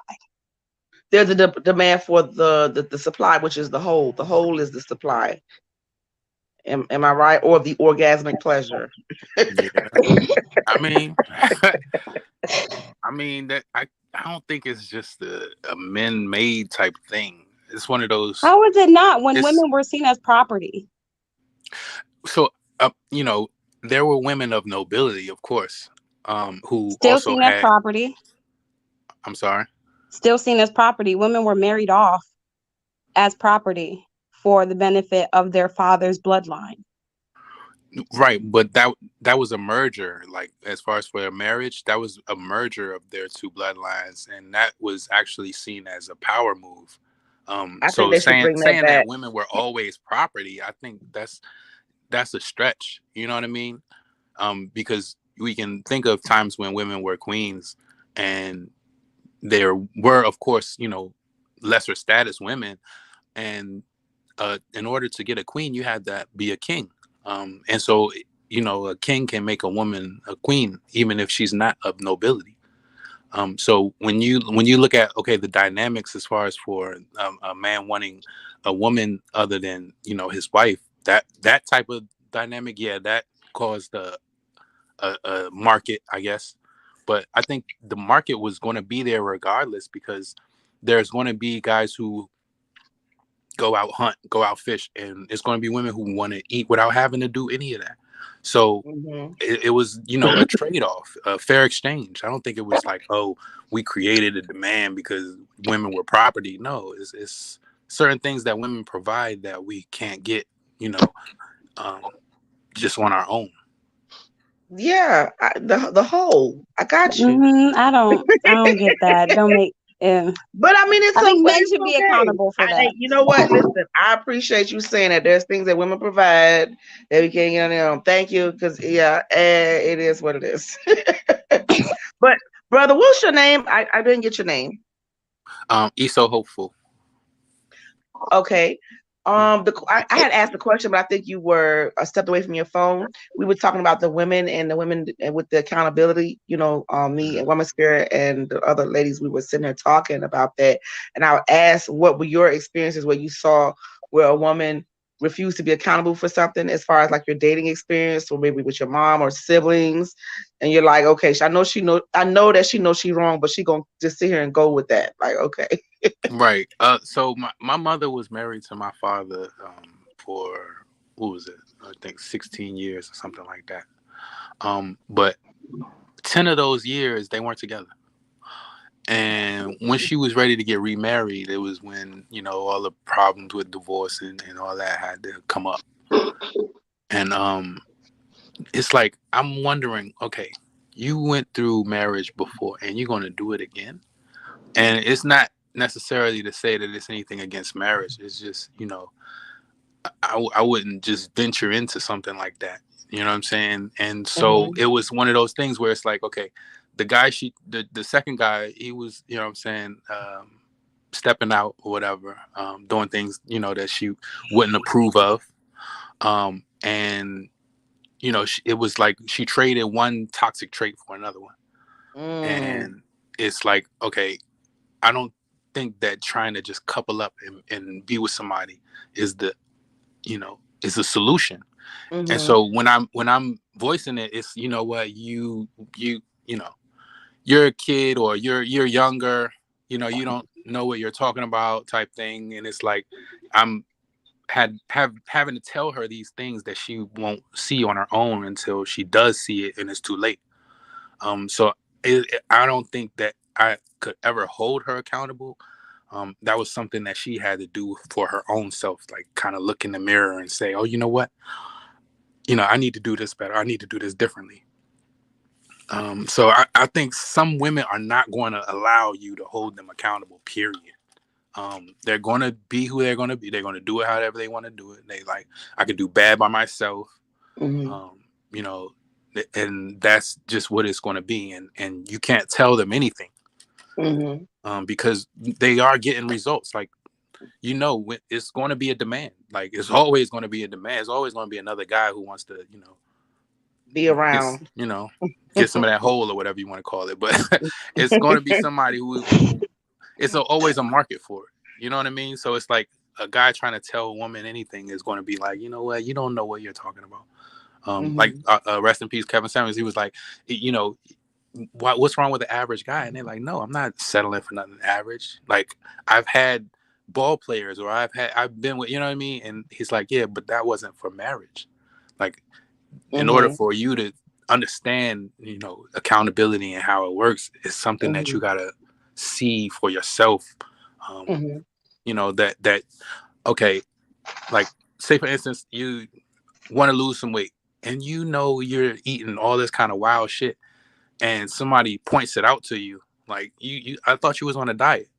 You know what I mean? Like, is that them holding you accountable, or you know what I mean? Or is it that just pointing out a discrepancy in what you said and what you're doing?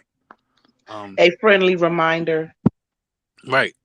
And so it's you have to hold yourself accountable. If you say you want to do something, you don't do it.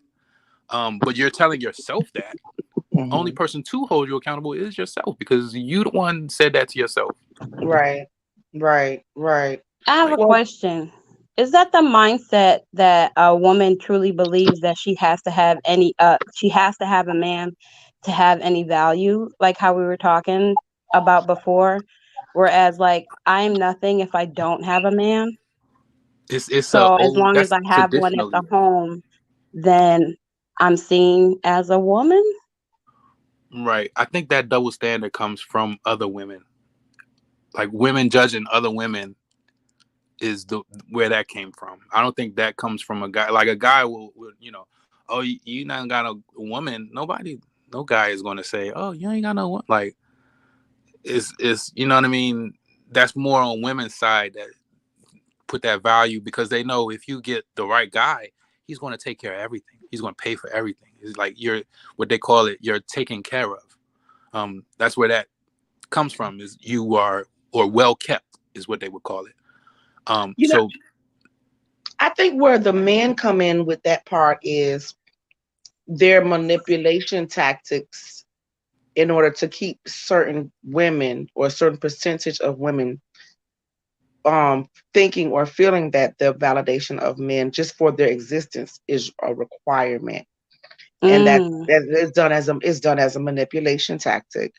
um and that does happen. I'm not going to say every man do it, but I know that there is a decent percentage that does do that.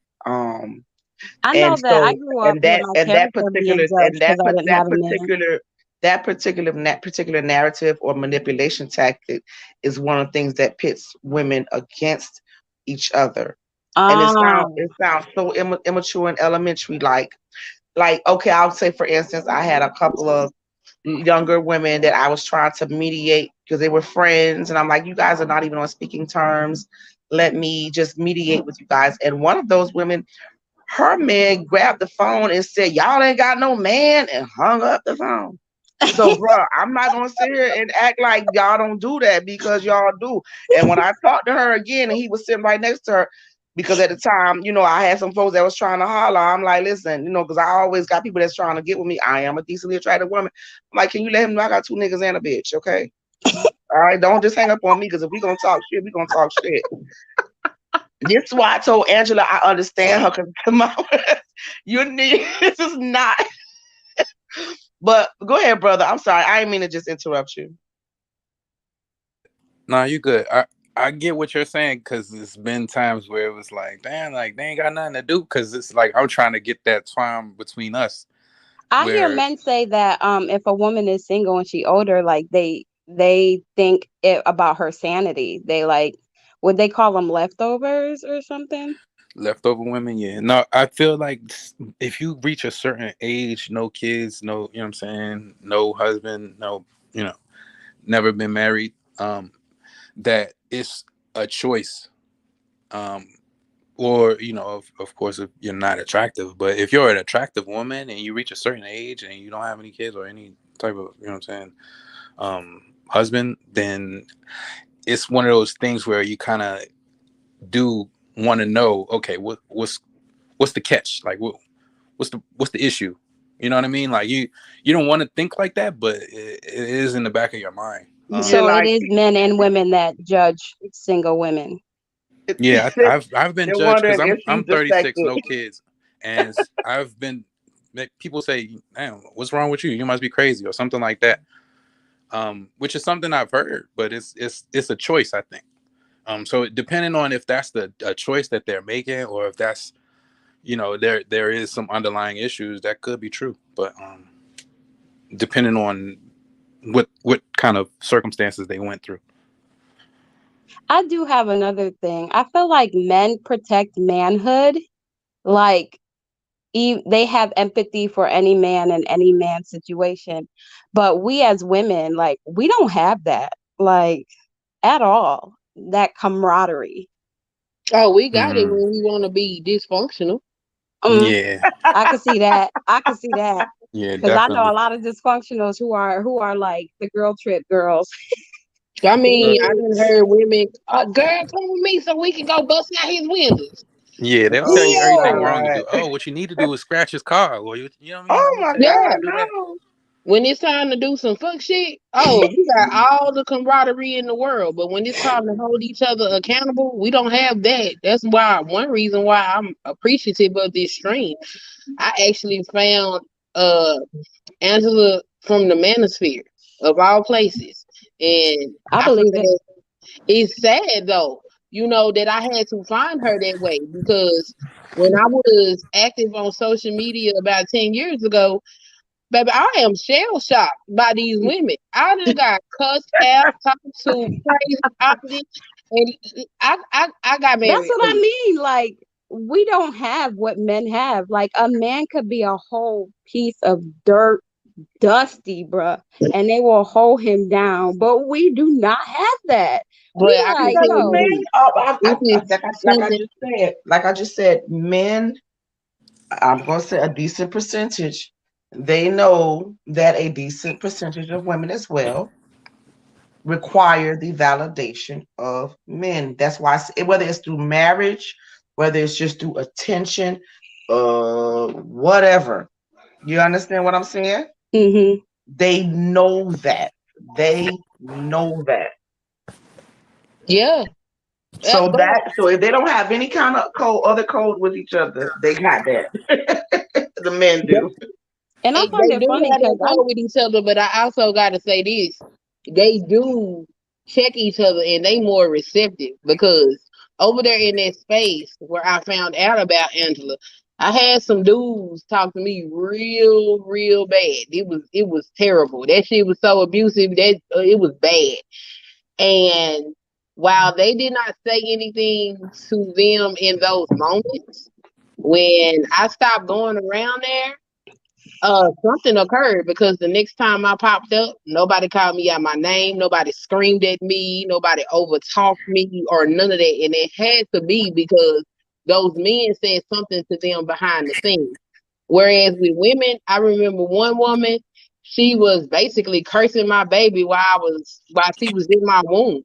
And I was like, what in the world mm, are you supposed to be empowering women and all of that? And I tagged all the other women that were around her. And I was like, well, y'all look at this. And they were like, well, what are you tagging me for? I don't got nothing to do with it. Wait a minute. We supposed to be a sisterhood and checking yeah, with fire.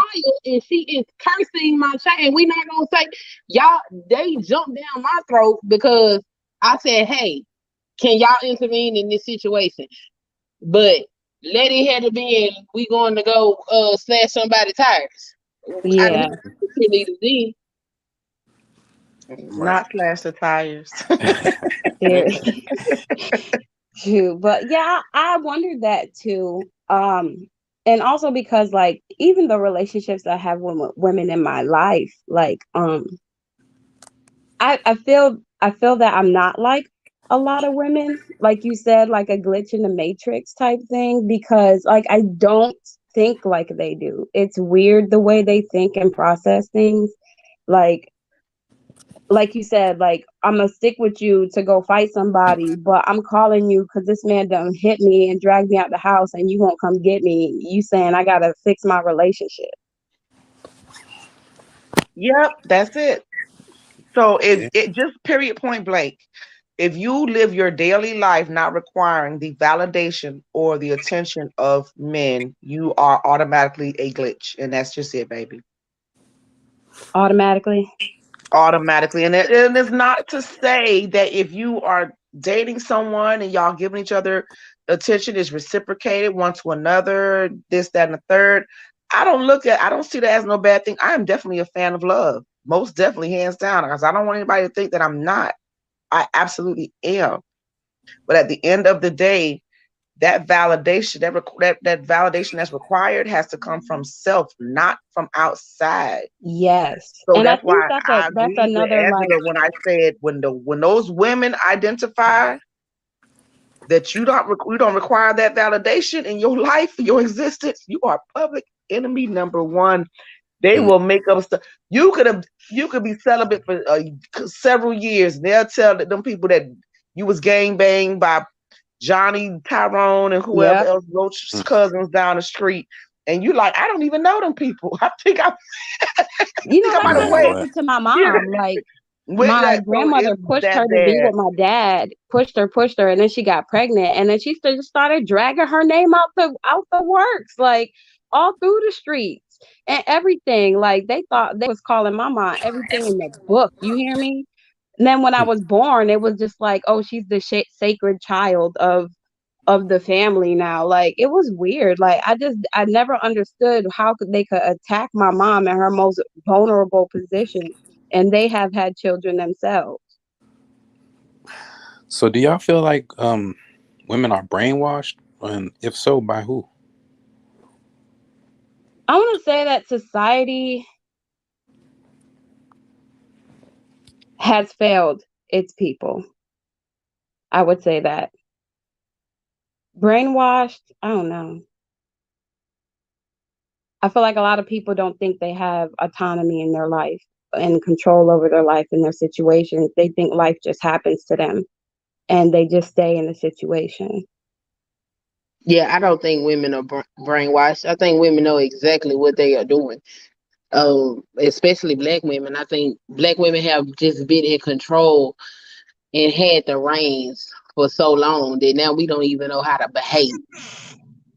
And who's gonna tell us something? Because we've been the ones practically holding it down. So if you saw your mom handle everything and your aunties handle everything, and you ain't see any uncles or granddaddies or even daddies for that matter around, you always seen a woman do it, then that's automatically gonna put in your mind that you are the one that holds the power and control, and who gonna check me, boo? Oh, that makes sense. Cause bro, I had an attitude as a teenager. I'm telling you. All of that. All of that plays a role in the lack of accountability amongst women is absolutely crazy, especially when it pertains to these relationships with men. The same men that they talk about be the same man that deep down inside you want him, but you don't want to have any accountability for yourself. You just want to act a whole fool and expect this man to accept it. And that's not okay. And we can't even check each other, because once we check each other, it's time to pull out the swords and get to fighting each other, because how dare you tell me anything? It's Oh, crazy. I have learned that some people just need that ass whooping sometimes. Girl, let me tell you, I'm so tired of fighting women for trying to tell them to do better. So now I'm the I told you so bitch, okay? I will tell you, and then when you come back crying because you ain't listening, I'll be like, I told you so. Cause I'm so tired of fighting women. I'm tired of it. I can't do it no more. Because Tired. they attack you emotionally. That should be hurt. Girl, they'll take your life. Women are crazy.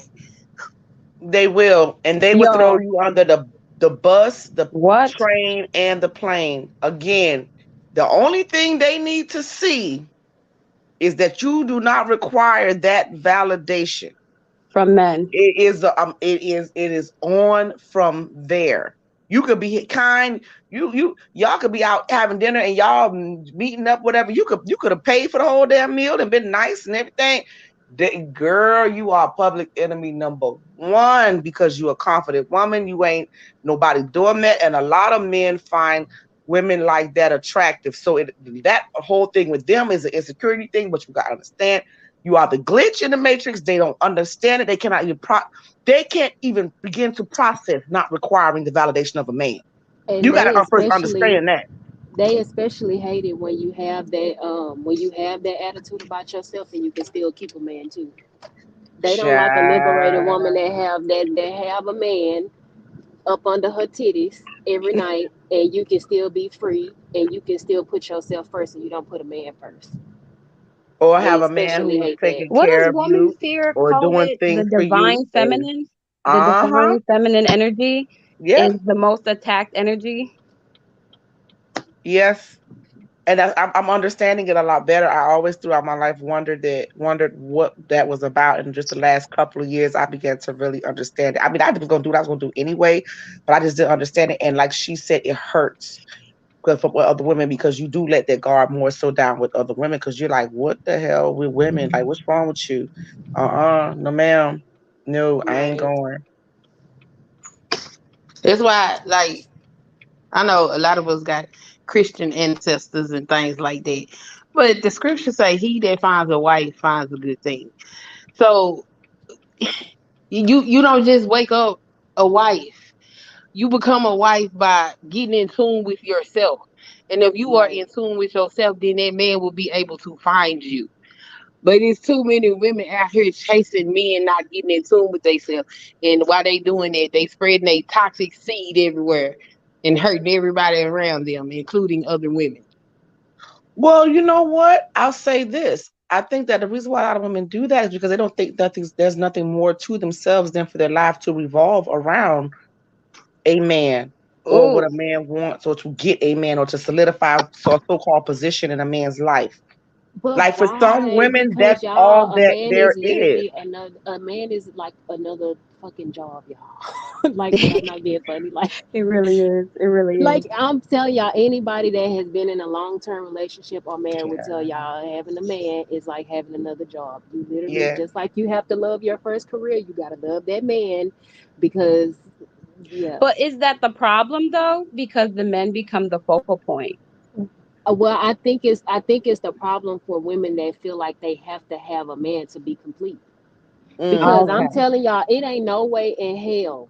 It's no way in hell that if I was a content creator on YouTube and found out that my husband was in another woman DMs, that I'm about to hop on everybody panel and be in everybody fucking chat room with my everlast boxing gloves on, swinging and trying to knock everybody head off behind him. Who Ain't no did way. I that? can't. Ain't Who no did way. that? Woman Sphere was talking about a woman named some Eve or something Sister earlier that George. she had to read. She was reading the hell out that woman. Yeah, ain't no way. And he all he doing is sending super chat. I wish I would. I Girl, wish the hell I would. oh my gosh. yeah, that type Wow. of stuff be crazy. They do stuff like that. And like, Yeah, ain't I've no been way. married almost 20 years. Congrats. And Oh, I get Congratulations. congratulations. I get friends and family members that like to call and play on my phone and say things like, hello, can I speak to Queen? This is she. I just want you to know that I'm having sex with your husband. And I'm like, For play okay, play? congratulations. What? Congratulations. I don't know. What are you telling me for? Uh, I just felt like you need to know. Okay, well, you told me. Thank you. Have a good day. You don't got nothing to say. Well, ma'am, what do you want me to say? Oh, they Okay, then call to you need disturb your peace. they Right. Yo, call that to is see what kind of crazy. reaction I'm gonna give, and then they get what they don't want because I say stuff like, "Ma'am, since you really need this attention, thank you for screwing him. Because while you were screwing him, I probably was getting a nap that I needed. Okay, She said and I I got the just nap want that to I needed. I want to tell you something, ma'am. I am the wife, and you are the whore. Okay." So Oh, I will not argue with you. I don't know what you called me for. If the sex wasn't good, or did he give you something? Because if he gave you something, tell me that. Well, no. Okay. Well, if the sex wasn't good or whatever you got going on, you need to take that up with the person you was sleeping with, not me. Then they, oh my you God. crazy? Wait, Why we gotta call my house and play on my phone like that? They play oh on my your God. phone like Oh my Y'all that. know God. That what? I'm gonna reminds tell me. y'all something Oh funny my God. that happened to my sister, right? Where she had got a phone call. Y'all, my sister, like, cause my sister she bored, so like, she was just like whatever. She was like, it's my husband. Men they gonna do what they gonna do. It's no excuse. But so she had a woman call her with the same vitriol, like, yeah, cause this, and this. So my sister was like, well, I don't give him no ass anyway. So as far as I'm concerned, you doing me. She got cut off. My bad, y'all. My phone be cutting off. But yeah, my sister, she told her, she was like, she was like, I'm his wife, girl. I barely give him any ass. So you calling me and telling me that you sleeping with him, girl, I'm not hurt. You know what I'm saying? For me, I don't like to see like women not have compassion for other women. Like I couldn't be with a man and find out he have a wife and automatically think like, oh, let me disrupt this lady peace. You know what I'm saying? I couldn't fathom doing that to another woman. Like I That's just, what I was meaning. Like, I how would do just people quietly have back that away because forethought of I couldn't do that. manipulation? Are you kidding me? They pissed off. You know, I have most of, like at least half of the women that I socialize with regularly, you know, that I would call friends, they're married. Majority of them really. And um that's one of the things that we discussed is because there were women who were single that were around, or some that were even married or in relationships, but they were Mm. jealous of the relationships that these women have with their husbands. You don't know what you even if you do Wow. know, whether you do know or you don't know the trials and tribulations that these people have been through between the past decade or two, and they're still going strong. They not only love each other, they also like each other. Yeah, I Right. married my best friend. And these women will hate you simply because you have that. You don't. This one, I've seen women that were single and had nice big houses and this and that and excess expendable cash and accounts and this and that, but they were that obsessed with this woman who had this man in her life. Really? Yes, I've seen it firsthand, and I had to tell my friend. I said, "Baby," because she couldn't understand it. I can't either. I She can I said, was about to say but I I had to tell her once that you is when what like it I is. said, when you again, because nobody really ever know what a person goes through in their relationship. You don't know what type of work that woman had to put in, and it may be something that you may not be willing to do. Because again, like I said, as a married woman, I can tell you having a husband is having a whole nother full-time job. Hold Okay, up. when you get married, Ooh, sometimes yes, that man yes. become like if you have a child, he become your second child. You know what I'm saying? And that's just whether he's the breadwinner, whether he completely take care of you and provide for you or not. It does not matter when you get married, when you in a long term relationship, like it really is. Never envy another woman's relationship because you don't know what that woman deals with. What she's dealing with may be enough for her and she can be happy within that, but it might be something that'll make you go home and tweeze every fucking hair out of the follicles in the top of your head. But let But me this is step in. the crazy part. Let She me did step tell in. us Let what me happened. excuse me. Let I'm me step sorry. in right quick, y'all. I gotta wrap this up because my son is eating some fruit now. He want to go outside in the yard, so I can't Oh, watch him and be on the stream at the same time. So I'm gonna go ahead and wrap this up, and then maybe we can get the conversation going again. Well, tomorrow, y'all know it starts to fast. So if y'all don't know what fast we're doing, it's in my community wall on both channels on the Woman Sphere podcast and Talk to Me Nice. So if y'all haven't seen it, you can find the instructions there. We start at 5 a.m. tomorrow. So everybody that wants to join the fast, that's where it is. But thank you guys for holding it down for me while I was doing what I was doing, mommy, and y'all have a nice day. All right, you too. God Bye, bless. y'all. Bye bye. Thanks.